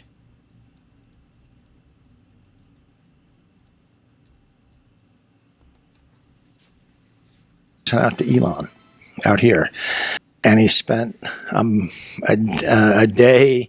He says, Elon's a piece of work. He says, Elon, very quirky fellow. Comes in and says, do you have any document? Don't talk to me. Just have documentation. And Martine says, yeah, we got like 1.7 million pages, okay, on a thumb drive. He takes it, plugs it into his AI. It churns away for 45 minutes, comes back with a 1-page summary and says, this all holds together. It's all well documented and true. And it's a summary of the story I've told you. Well, one would think the person would aggregate their own document to reinforce their point. That's it. Grok sucks. Sucks now. Imagine back then. This AI. Then Elon says, okay, give me your PowerPoint. Yes, he said Mark Wayne Mullen saved the country. Yeah. It's like really an 8-hour PowerPoint. But he sits and takes the computer and just drills through it himself in 15, 20 minutes. And Martine says he totally gets it, understands, asks a question here or there. And then he had his technicians get on a Zoom call, like to my Venezuelan defectors. And buy their system to install Donald Trump. And in Switzerland, and they interviewed and demonstrated and convinced, and it was all done. Elon turned to, so this went on for like a Monday and a Tuesday morning, and on a Tuesday morning it was all done. Elon turned to the senator and said, tell the president we're fucked. This is all true. Yeah, he said, tell the president it's all true and we're fucked. I don't see any way to stop this. And Mark Wayne Mullen, and what year is this? This is so fucking odd. And Senator Johnson, one of them said, no, if you go vouch to the president, there's a way this can be neutralized. And Elon jumped on a plane and flew up to Pennsylvania. Do you remember when he did that suddenly and began campaigning? It was that afternoon.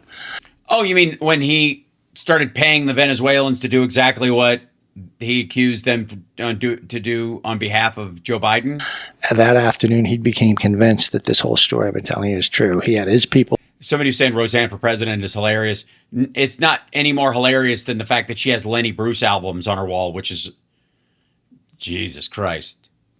No offense to Carrot Top, but that's like Carrot Top having Lenny Bruce albums on his wall.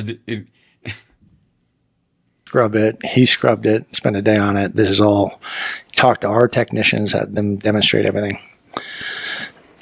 And he jumped on a plane and flew up to Butler. It's when Trump went through Butler again. And he campaigned the last couple of weeks with Trump. That's how it started, and why he started saying, if we don't win this election, it's the end of civilization. Mm-hmm. That's why. And so I was over in Qatar. Well, when he weird that you were in Qatar. Vouched for Trump.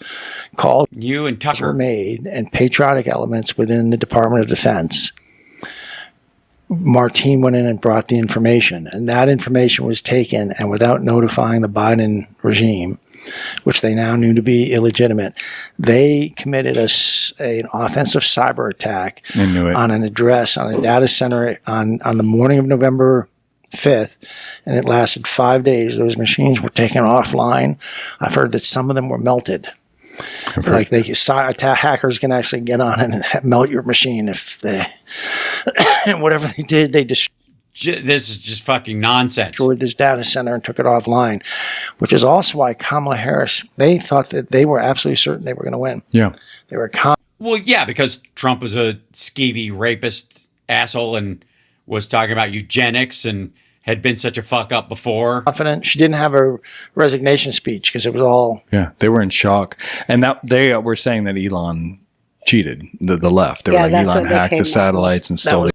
Gee, it's almost like someone gave him a map on how to do it, and he went, yeah, I could figure this out, and started going around with Trump and promising in this so that he could get a giant government contract once Trump was back in to save SpaceX from its own failures. All us, although it was a private intelligence effort with this Venezuelan spook and this very famous CIA guy, Gary Bernsen, who's now written a book called Stolen Elections. Great. Is Roseanne in the process of poisoning this man? And me. And I wouldn't drink any more of whatever's in that cup, sir. It was this weird 3-man effort that lasted. That's why I was out of the country for 2.5 years. And that's what really happened. I had a backup plan. I remember asking somebody, where's Patrick? And they go, oh, he's in a boat somewhere in the ocean somewhere. That's what I with a paddle or something. You're on a canoe or something. I had a backup plan. I had a conversation with the Albanian mafia who were willing to blow the building up for $1 million, firebomb it.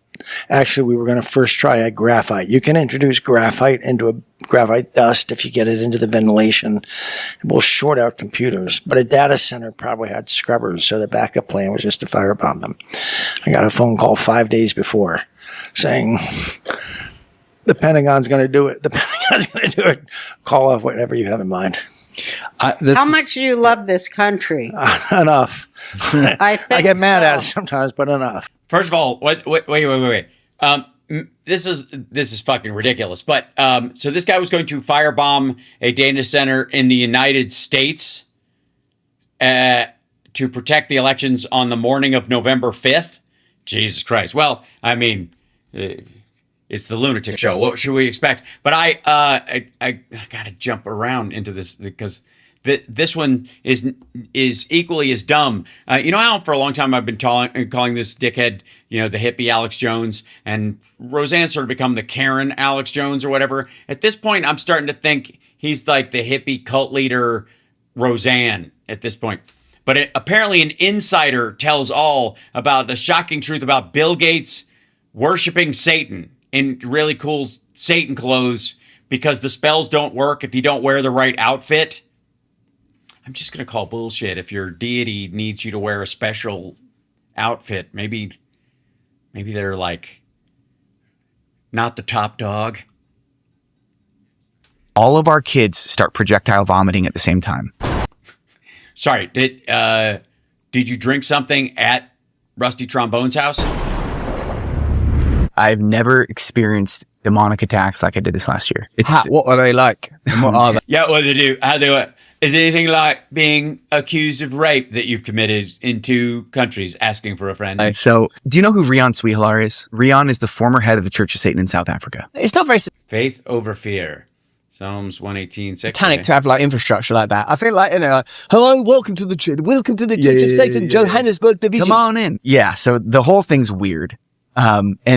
Sorry, are you under the impression that Satanists would be chaotic and therefore easily trapped and easily spotted? They just look like a bunch of fucking punk rockers. Is that the idea? Different types of Satanism. There's theistic Satanism, or I don't even know how to describe it, where they worship Satan, and there's Satanism where they just worship themselves and they call themselves Satanists. Either way, there's gnarly stuff that happens. There's sacrifice. Are there gnarly Satanists? Are any of the I'm curious. Are there any Satanists that are totally tubular? Mutilation of the body. There's really, Are there Satanists and there's like Satanists? Really crazy stuff, right? Like shocker, right? Church of Satan's doing weird stuff. So I have the former head of the Church of Satan on my podcast. Great podcast. Fascinating. This dude. Former head of the Church of Satan on my podcast. Is that a good thing? Like, it didn't work out. Yeah, no. Well, here's the story. So he was going to do a ritual. Yeah, you're on your way, right? You're all prepped. I'll tell this story and then I'll get to the attacks. So Rion, former head of the Church of Satan, is going to do a ritual. They wanted to find out if... Wait, Chanel Rion, the Orange Anus Network reporter? The Antichrist had been born yet. So Satanism, it's like Christianity in reverse. So in the same way that we're awaiting... it's upside down and backwards. The Messiah. So it's upside down. And then it's always reversing itself. So maybe it's upright and forwards. We'll look at it. They're awaiting the Antichrist. So they will summon demons. They'll go into this back dark room and... Are demons like photography negatives? Like you have to summon them in the dark, or if they get hit by light, they get overexposed and you can't really see anything? Just light candles and a pentagram stuff. They do all the creepy... Right, and then they play a police song. Stuff, the blood, all that stuff in this room. I don't know exactly. He's like, I don't want to make people better Satanists, so I'm not going to tell you all the things that we did. So he's... Why would that make them better at it? One would think the better you get at it, the less props you need. It's like, I'm in this room, I got the candles, I'm lighting the... I have to wear special sunglasses to see demons, chat room? Okay. I don't wear sunglasses that often. I probably should, but my eyes are so dark, it's not really necessary. Candles, floodlights come on in the room. Oh. There's no artificial lighting in this room. He turns around, he said, I see a Middle Eastern man. And he says, who are you? He says, I'm Yeshua of Nazareth. And he said... Yes, this totally happened. I'm getting chills. He said, instantly I was flooded with love. He's like, and the only reason... So, was he also flooded with the smell of almonds? I knew it was love because I went to a radio station 2 weeks earlier. And it was Love Songs, KNAC. I was talking about my Satanism thing, and there was this woman who I knew was a Christian that worked at the radio station. She came up to me and looked me in the eyes and then hugged me. And she's like, and he goes, the same feeling that I had from her is what I experienced 1,000,000x from Yeshua. You got a boner? In this room. So he says, he leaves this room shook, right? He doesn't do the ritual, obviously. Obviously. Because it's not dark anymore. The demons aren't going to come out. Leave. The other satanic church members have no idea what happened to this guy. No, they're not there. He was all alone. Yeah, it was a solo demonic thing. Luckily, there were no witnesses. You know what I mean? That makes this whole thing. This guy wouldn't have perhaps ever been at a truck stop in the middle of the night with Tucker Carlson, would he? And he said... He goes to the beach. Ventura. Yes, Satan? Oh, I'm sorry, Mr. Chickadance. I thought you were someone else. And he realizes that he's been on the wrong side. And he said the Holy Spirit floods him. He has to go through this whole demonic deliverance over the next 2 months. He leaves the Church of Satan, which was a whole other ball of wax. It's not very easy to learn. Yeah, because you have a lease and all that kind of stuff, and you run chapters, and then they have to deconstruct. It's like an LLC, and leave the Church of Satan. They thought it was all going to be chaos, and there's a lot of legal stuff. You have to go to a notary republic, which is a republic, which is when that it invertly stamps everything. Instead of a notary public, you go to notary republic, and it's so complicated. Even Gangster Disciples or MS-13, like they're not going to let you go easily, but eventually they let him go because he was kind of like a public, more high-profile person, and he has to carry a gun on him all the time. There's hacks, all this crazy stuff. Anyway, I have him on my podcast. Lovely man, amazing man of God. And that night, I wasn't scared or anything. I'm just like, that was a sick podcast. Go to sleep. My wife and I are up the entire night, looking at each other like we're not anxious. There's no anxiety. There's nothing weird. We're just looking at each other like, what is happening? Like bad chicken. Like 4 a.m., 5 a.m., 6 a.m. Finally, the kids wake up. We didn't sleep a wink. The next night, the same thing happens. So we're going on 48 hours now, 0 sleep. I mean, I'm talking like we just chugged 5 Red Bulls. Like, what is happening?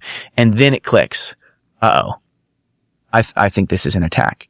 The next night, all of our kids start projectile vomiting at the same time. I had 3 kids at the time. I got 4 now. 3 kids start puking everywhere to the point where we lost all of our towels, all of our sheets, everything gone. We're They ate your sheets? like doing laundry the whole night. So now 3 nights in a row, no sleep. I wake up that day with my eye completely red. My eye goes completely red. My wife. Do you guys, I'm going to go out on a limb here. Do you guys actually clean your house at all? Wash dishes? Maybe Lysol wipes might be a thing? Now, I'm only seeing pretty much one eye. This one's blown up. That night, my throat blows. This is like Job Light. Blows up. I get canker sores all in the back of my throat. The next day, I'm just like walking through the neighborhood, like praying, like, what is happening, Lord? This is crazy. That's not a prayer. Asking God what is happening is not a prayer. Snakes start, I'm talking literal snakes, start coming out. And I'm not just talking 1 or 2. I'm talking multiple snakes start slithering right in front of me. This went on for 2 months of snakes. Like pretty much every time I'd go. Is this where we find out that he took his whole family to Cambodia and they all ate at the same funky place? Out and walk. Snakes. So I'm calling in my snakes. Why does it have to be snakes? I hate snakes, Jacques. I hate them. Show a little backbone, will ya? Prayer support. I'm calling my prayer people. Finally, I call Rion. I'm like, what the frick is happening? This is crazy. I've never been attacked like this in my life. Set a Satan worshiper to catch a Satan worshiper. He goes, oh yeah, dude. He's like, I've been meaning to tell you. You're all over the message boards. I'm like, what are the message boards? He's like, yeah, in South Africa and in America, there are these satanic message boards and our podcast has been circling. They're cursing you. You've got curses against your family. He's like, oh, it makes sense. The snakes are on the same frequency as us. I'm like, I still to this day I need to ask him, like, what does that even mean that the snakes are on the same frequency as us? So he starts telling me. Oh, what he means is that they are, snakes are a sort of false idol in a lot of religions, and that people who are snakes in the grass, that analogy is for people who are pious and sell their religious beliefs, but don't actually live them. That's happening because he's got friends that are still in Satanism that are texting him these pictures and they're trying. Sorry, friends. Trying to get out. Like, it's really hard to get out of Satanism. Well, yeah, I mean, obviously, because you have to lose your record contract and so because they do dissociative identity disorder from the time you're 6 years old. I mean, it's really gnarly stuff that's happening in the Satanic Church. Well, then nobody's responsible for what they do then. Like, again, I've had to get an education on this stuff now because this was the world I started going into. Like, here I am trying to start the nice little Jesus People podcast. I have one Satanist on, and now the Lord starts sending me all these other Satanists and all these other witches and stuff. And so I'm like, oh my gosh, all right, here we go. But I had to learn how to fight. I had to learn how to fight spiritually. Because if you would have told me, if I would have been on the other side of this podcast 2 years ago, I would have been like, this guy's a quack. Like, oh, if you were on the other side of this podcast 2 years ago, you would be a guy secretly paying lawyers to pay off women to not bring rape charges against you. So it'd be a whole different setup anyways. Charismatic, crazy town wacko-ness, right? I was a very skeptical, very conservative, 5-point Calvinist at Reformed Theological Seminary. This is my background, where I came from. Then I started seeing miracle after miracle. Now I'm getting the Satanic Church sending snakes my way. I'm like, what is happening to me? I'm going to guess you live in the South and they're probably blasting near you either for roads or they're doing road construction, which drives the snakes out.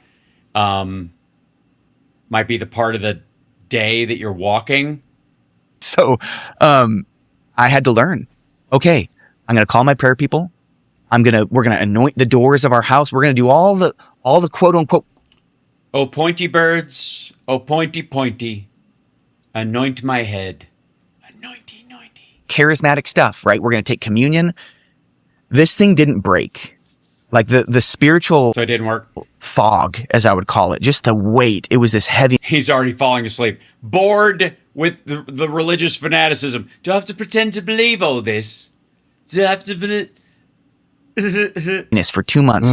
Didn't break until I put out a post on Instagram. That'll do it. Jesus loves Instagram. He's like, for whatever reason, he's never.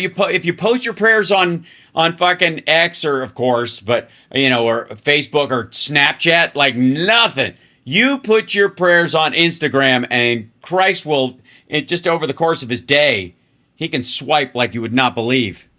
I think it's because he's got less mass in his hands, so they move quicker. I think I just said Miller home in shambles. Please pray. And then when I had tens of thousands of, I think of like the lasers from We're the prayer warriors. Don't want to pray no more. Star Wars all coming together in conversion to take out the Death Star. Now I got air support. Now I got tens of thousands of prayers. Boom. I'm telling. Why would numbers matter? Seriously.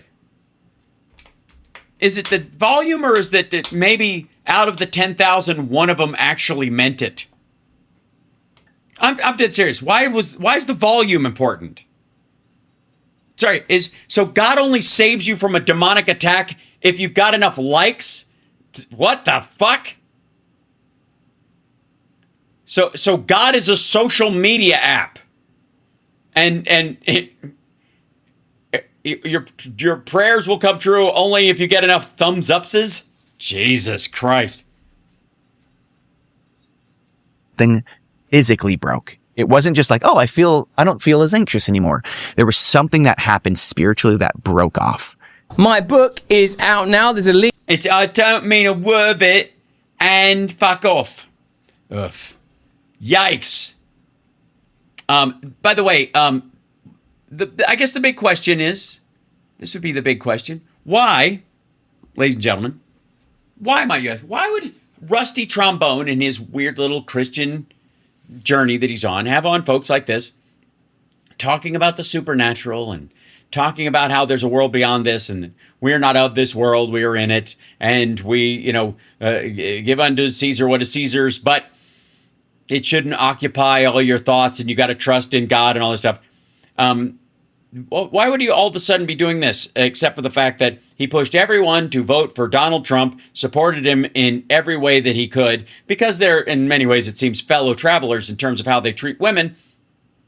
And now that Trump is wholly unpopular with the people that he has scammed, into watching his fucking show,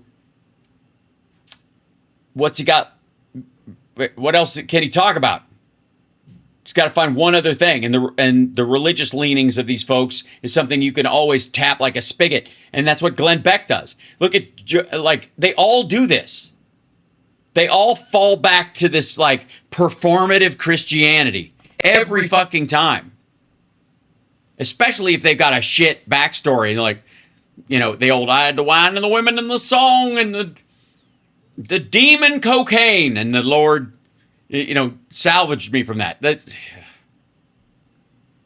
they all do it because once their prescription, not just their prediction, but their prescription has been shown to be so wrong, the only way out is to jettison from the earth plane in terms of discussion and philosophy and politics and stuff entirely into some amorphous out there. And there's a parallel to it because, again, the Illuminati, the Pentaverate, the other, the deep state, these are all fictions that they are used to selling, that they do not actually believe in. And that is easy to transfer over to religion of any. They become Catholic or Christian or Jewish. They can convert to Islam. It doesn't matter because they're used to selling a lie they don't participate in. Does that make sense? The Tate brothers are next. They'll find Jesus in jail. Don't worry. All right. Am I over time? Yes, I am. Marriage, is what brings us together today. When love, true love. But that fallback is pretty consistent, and that's why we see flashpoints sort of pop up more and more. And okay, one last thing, and then because I'm curious about this one, I don't know if you will be, but I'm curious about this one. This is he's got a guest, and they both seem confused as to why they are. And then there's Marco Rubio and Trump, and they're facing away from each other. but are they one Tucker on the new Trump?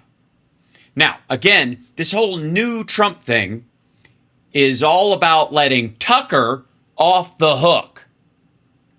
There is nothing new about this asshole. He's just allowing himself to do more of what he wants, but he's always wanted this. He's all this, the grifting, the war, the slathering his name over everything. Like that's what he wanted to do the first time. He didn't get to do enough, and he's doing more of it this time. That's it. There's no point in this where he changed. Butler, and then decides to. He did not get shot in Butler. To hire Mark. He got shot at in Butler. Corey Comparator, I believe was the name. He got shot. He died. 2 other people who Trump couldn't name if you had a gun to his head, they got wounded horribly. Remember the people who are like, oh, they're doing much better. He would always say, they're doing much better. They're doing so much better. He never saw them, never mentioned them again, didn't talk to them, didn't go to their house, didn't meet with them personally, look at their injuries. Fuck that. He barely talks about Thomas Crooks. He's going to go visit the fucking victims.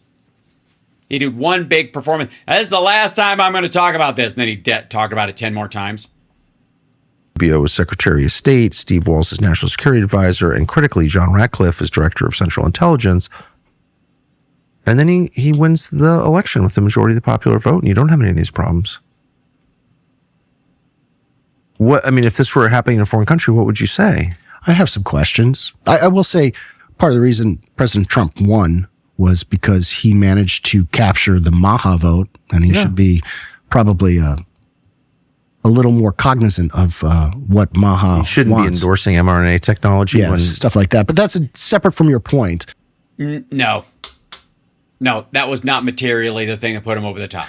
They're just continuing to sell their own bullshit. Kind of weird. Like if you wanted above all to have a war with Iran, not just to get rid of their nuclear program, but to reset the world order. Right. Get the U.S. out of the Middle East, end the U.S. dollar and the petrodollar. And that was your plan. Clearly, that's the plan. It's happening. It's been the plan since the 90s when you used to be a Republican and you were for all this PNAC horseshit. And no American president would go along with that because that would destroy your legacy and your nation. Right. Especially for someone who campaigned on no. Of course. And clearly didn't want to do it. But let's say that was your. Oh, no. If he's doing it, there's no evidence that he clearly did not want to. What do you talk about? What are you talking about? How does this make any sense? Stop telling me that he clearly didn't want to do it. He did it. So he obviously did want to do it on some level, or it wasn't clear that he didn't want to do it to the people that carried out the order he gave them. I'm sorry, I was unclear. I thought you said do it. Was there some ambiguity there? Plan. Mm-hmm. And that's a big plan. That's a history-changing plan. Yeah. You would, you'd do whatever you could to make it clear to that guy, there's a carrot and a stick here. Mm-hmm. Maybe you get elected, maybe you don't get killed if you go along with it. Yeah. Okay, so Trump is captured by the deep state now. And so Trump is no longer responsible for any of the stuff he's doing. He's not a transactional sociopath. He's a gentle giant who's been tricked by the deep state and he's being puppeted by them. He doesn't want to do any of the bad things and he wants to do more of the good things. And they're only giving him enough rope to do a certain amount of it or some shit. Has that ever? Yeah. No. Hurt you? Yeah. I mean, if I'm being honest. Has it ever occurred to you that Trump was always a liar and a grifter and you fell for it and now you're too much of a fucking pussy to admit how weak you were and that you believed his bullshit when everybody else was going, you do realize this is bullshit? Yeah. I don't know that happened. But nobody has ever bothered to explain what did happen, if that's not what happened. I'll tell you, nothing happened. He was always this way. It's just totally normal that we invaded Iran after, 6 months after saying we ended their nuclear program to restart again without trying to convince the public and then just do this thing that we know is going to wreck our country, which it now is. Yeah. What I Oh, it's not. No. It's not just wrecking our country. It's wrecking the global economy. That's the thing. That's the damaging part. Now, there's a belief system amongst a certain level of Republicans that if you shake the crab bucket, if you're on top of the pile, you still get a head start over everybody else. And these great resets that you could trigger, that like, I guess they're always talking about what the WEF is planning and all that kind of stuff. If America has a head start then over everybody else, and you go, we gotta even this shit out, give it a big shuffle, but you've got a better toehold when the strike happens. Everybody else falls. You're like, I guess we're all going to fall together, right? And you're locked in. You're latched to the mountain. You don't have to worry about it. They fall behind, and you just keep climbing from where you are. You get a head start. It's the same thing with Musk and his bullshit about, wanting to stop a moratorium on AI advancement because he wasn't going to stop. He wanted everybody else to stop so he could catch up, and he wanted to be ahead of his competitors who hadn't gotten started yet. He wanted them to be buried in regulations and slow down, and his friendship with Donald Trump would allow him to get ahead of everybody else. Not mostly, what I very much dislike is the alternative voices that came together to form this coalition, because whatever MAGA is, whatever MAHA is, like all these people. I love how these assholes don't know what these things are anymore. That stands out, doesn't it? There's been a bunch of whatever MAGA means. Like I've heard that from Megyn Kelly. We've heard that from Lana Douche. We've heard it from Tucker several times. There's like Nick Fuentes now says it. Before they were all super fucking clear on MAGA is Make America Great Again, and it's good. And it's the golden age, and this is all about these primary pillars. We're going to stop immigration. Period. No more brown people. And then the H-1B visa thing from India started driving them all nuts. And Kash Patel is the head of the FBI, and they're getting all weirded out. And J.D. Vance's wife is Indian, and so they are panicking about that. They go, hang on there, sister. Each one of these seems to have fallen. These Stonehenge rocks around, this thing had all started to topple over. And suddenly they're like, what does Stonehenge even mean if it's just a bunch of rocks laying on the ground? And they offered their voices, their support for President Trump because he was a great coalition it was too. Yeah, it was awesome. Oh, so awesome! Everybody was so in agreement on that. Anybody with an education was stupid, and anybody who was stupidly suggesting dangerous, dumb shit had their own true education. You had second generation rich kids telling everybody populist claptrap that will never affect them. How? No, it wasn't. It was a lie. Just because it felt good to believe the lie before you realized it was a lie because you were too stupid, or the awareness that it was a lie hadn't caught up with you yet, and you thought the ramifications would hit other people and you wouldn't have to worry about it. I'm sure there's a fucking honeymoon period where the lie feels awesome, but it's still a lie. Came forward, and then the alternative voices have been systematically removed from the pool of people that are supposed to be advising. Is that true? I think so. Sorry, I'm just laughing. I was one of them. No, that is definitely true. Whoa. Sorry, you were removed from but you were just in the White House a few weeks ago. And like Joe Kent, for example. Oh, the best. He's a wonderful human being who. I agree.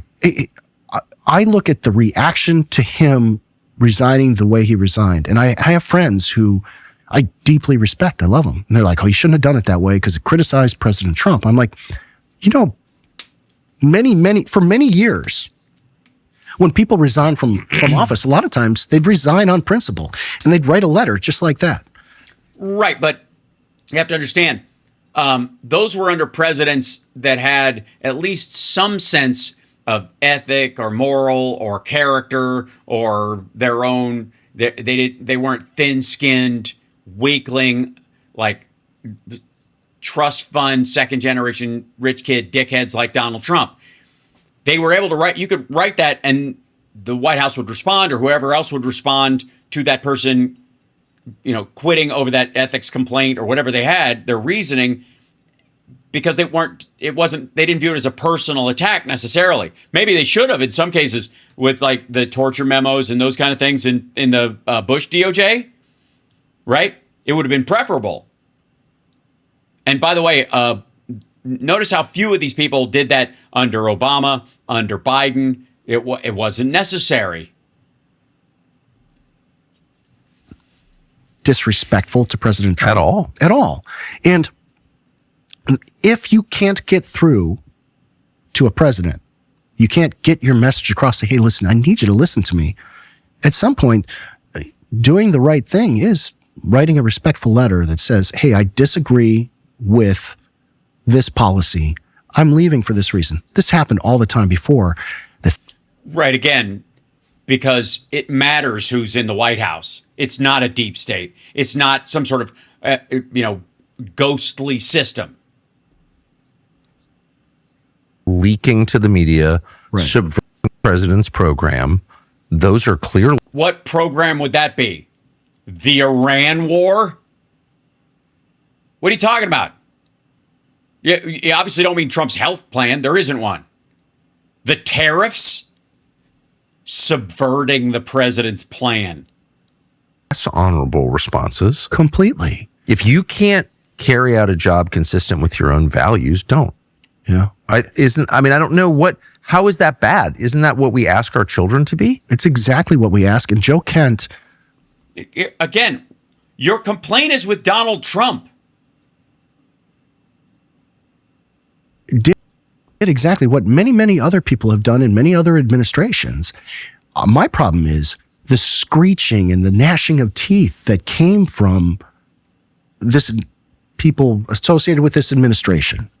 People associated with this administration. You mean the Trump sycophants and suck-ups. There is no one else.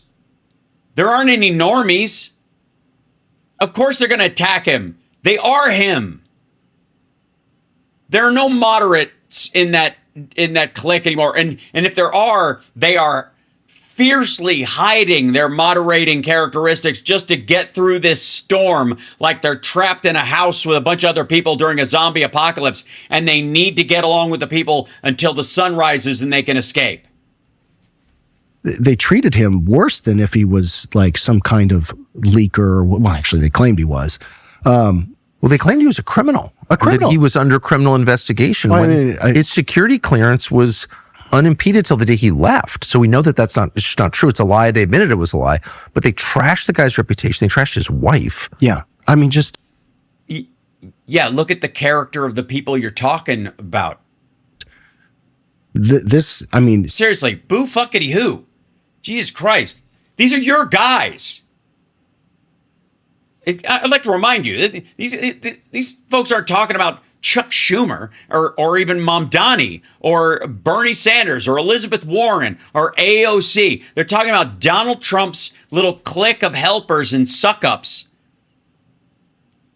That's who, and they don't even have the guts to name and shame them. They just say they lied about him. They like the government did it. All of a sudden, just some faceless somebody. And they know exactly who attacked him.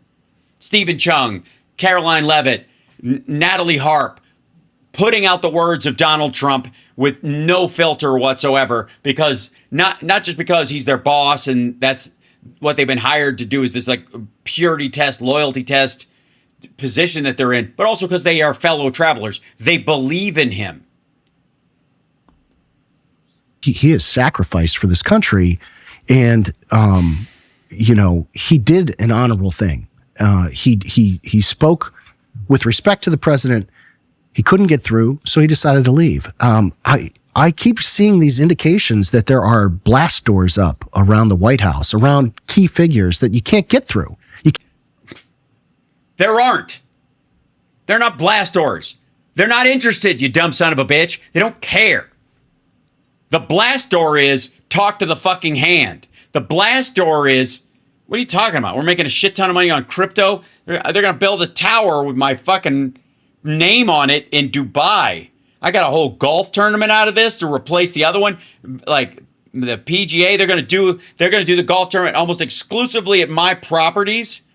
I'm busy jacking up the military budget so I can build an underground lair at fucking Mar-a-Lago as a skiff, and then as soon as it leaves, they can take away all the government shit, but I'll still have all the computers and all that kind of stuff, and I'll run my little fiefdom under there. So fuck you and your petty little dream of ethics for Maha or MAGA. And again, I wish. Yes, you can.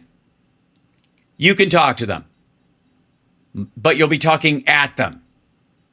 There's no physical barrier between you and them. Tucker has Trump's phone number. He could call him right there at the. He could put him on fucking speakerphone. What are you talking about?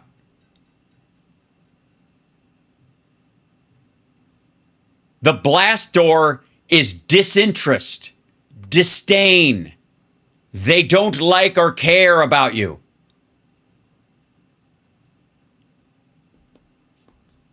Part of the inner circle so I could see what was happening. If you're part of the inner circle, you would be saying this. You'd be doing the same shit that you're accusing them of doing. But as somebody who is, maybe one or two layers below that, it sure looked below. Not an outsider, below. Like blast doors were going up around a whole lot of people. And, Again, taking the power away from yourself, your own responsibility. If you're only 2 layers away from these people, you have a friend who knows somebody very close inside the White House. There isn't a blast door. They're not listening to you. But it's just because it's sad, and the coalition. It is sad. That brought Trump back to the White House in 2024 was like a beautiful thing. Mm-hmm. It wasn't organized around a race or even a political party. It was organized around a kind of idealistic hope that the country could be better and that some measure of power would be returned to the citizens who own it. It's like, these are not radical. They're sales pitches, you dum-dum. It was never going to be true. It was never going to be true.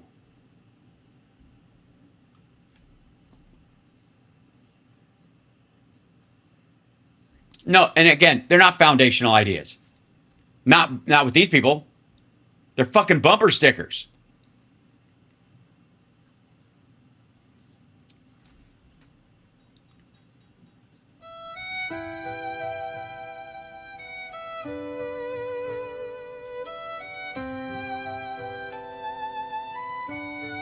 Oh.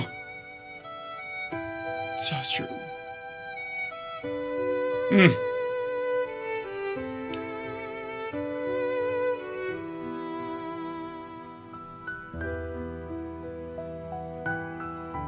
Oh. So sad. Slash whack job.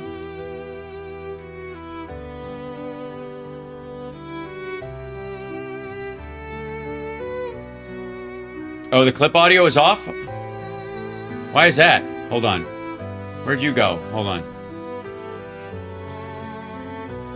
Oh, that's weird. Hold on. Sorry. Did I play... It played through 2 things and it just cut it off? What happened? That's weird. Beg your pardon. Huh. That's so odd. Okay. Fixing. Is this what happens when I go long? All right, take this. Let's comment. Yeah. Take this over here and delete it and then add it. Like I bet there's going to be an update to my audio software sometime soon. There we go. Yeah. Let's see if that plays it. If I work with this administration. Yeah, there it is, finally. Sorry. Got it. Shit. Both of them were whining, but the violin was playing. I was going to go I am a lifelong conservative that was going to go the distance for President Kennedy. And in my opinion, he did one of the most presidential things that I've seen in my lifetime. He chose the American people over power. He said, listen, I've got an opportunity. If I work with this administration, I've got an opportunity to make America healthy again. And we have the highest fucking measles cases, amount of measles cases we've had in 30 fucking years. Because vaccinations are off. He did exactly the opposite.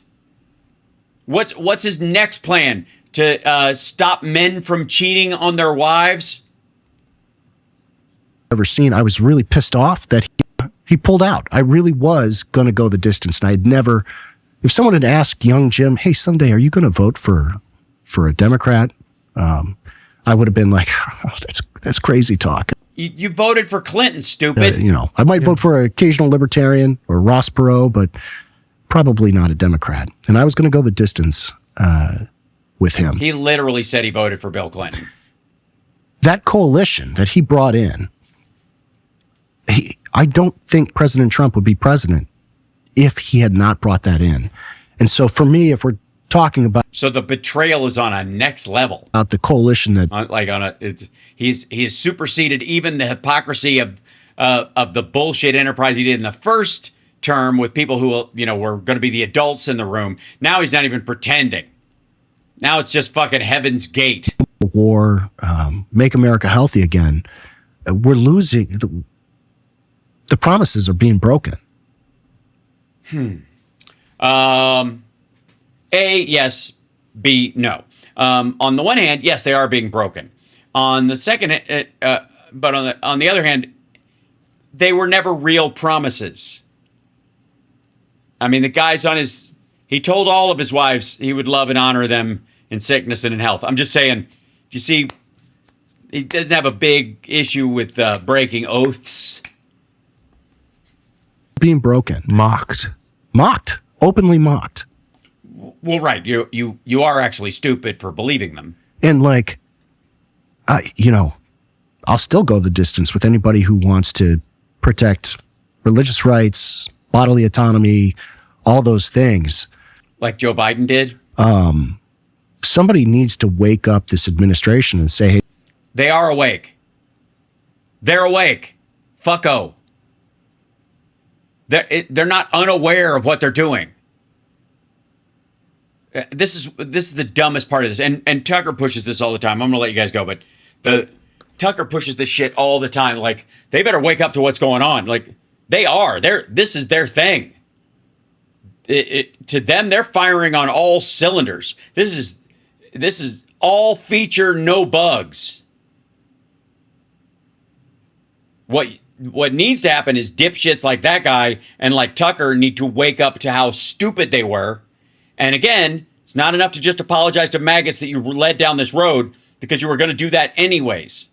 You have to apologize to all the people you demonized just for telling you that Trump's a liar and a transactional sociopath and very possibly a pedophile, and certainly a pedophile enabler on a scale that no other president can match in any way. It just riding the brakes on the Epstein files the entire time.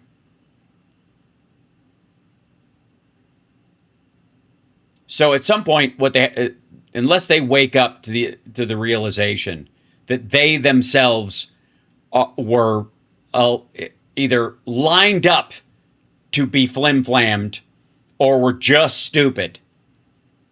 Either way, they got to change their behavior, stick with it for a while, because I'm not going to give them credit just for turning around, because it's patently obviously Trump is a fuck up right now. And then the minute he does something they kind of like, they'll just recede back, which is also another thing Tucker does all the time. I mean, I like the guy. He's like, of course, I like him. Why? Based on what? What he said about Jeffrey Epstein? What he said about Ghislaine Maxwell? What he said about grabbing women by the pussy? His favorite Bible verse? His great university? His great steaks? His great airplanes? His airline? His great football team? His vodka? His water? The restaurants in his fucking building?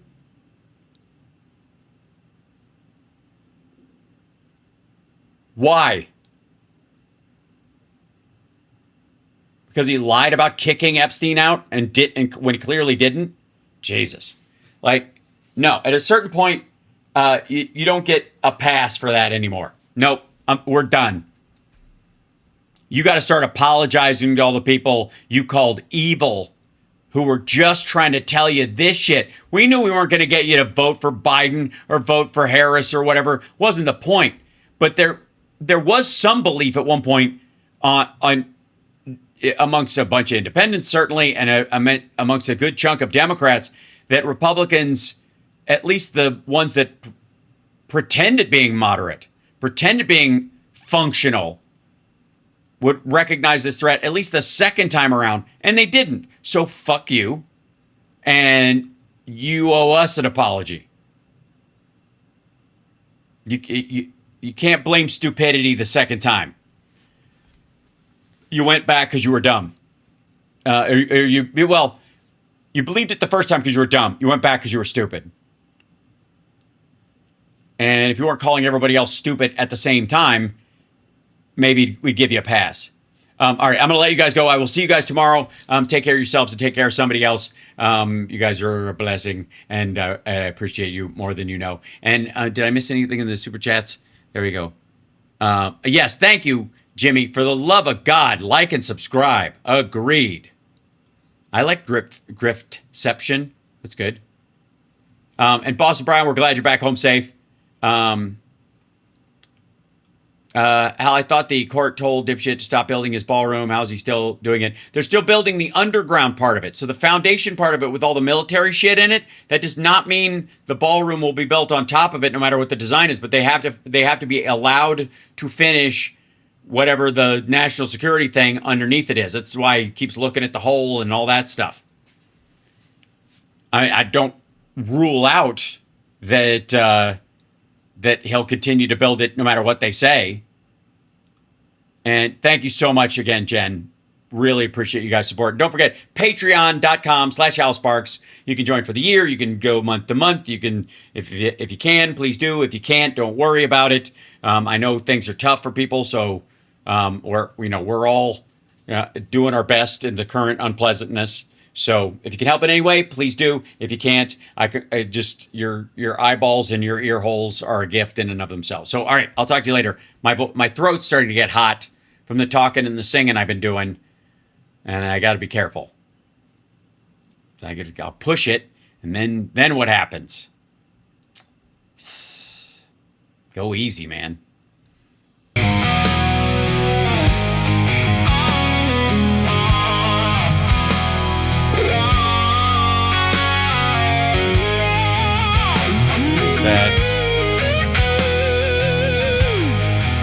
Hit that like, share the show. See you later. In the year of misery, on the day of my 19, in the hour that goes unseen, in a second comes the thing. I know it's real and then it's gone. Is it like this for everyone? In the space between I do. In a heartbeat it slips through. Between a crystal and the floor. A wave and the shore.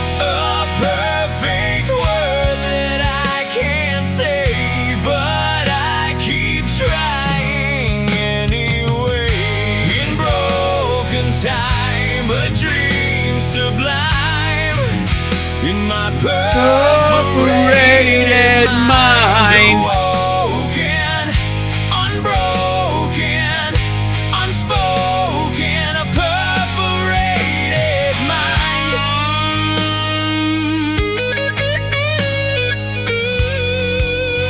A perforated mind.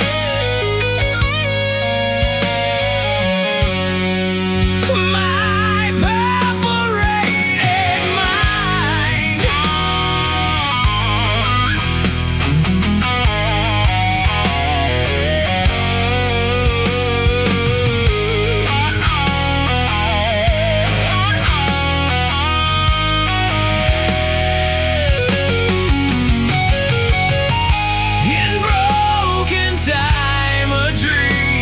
blind.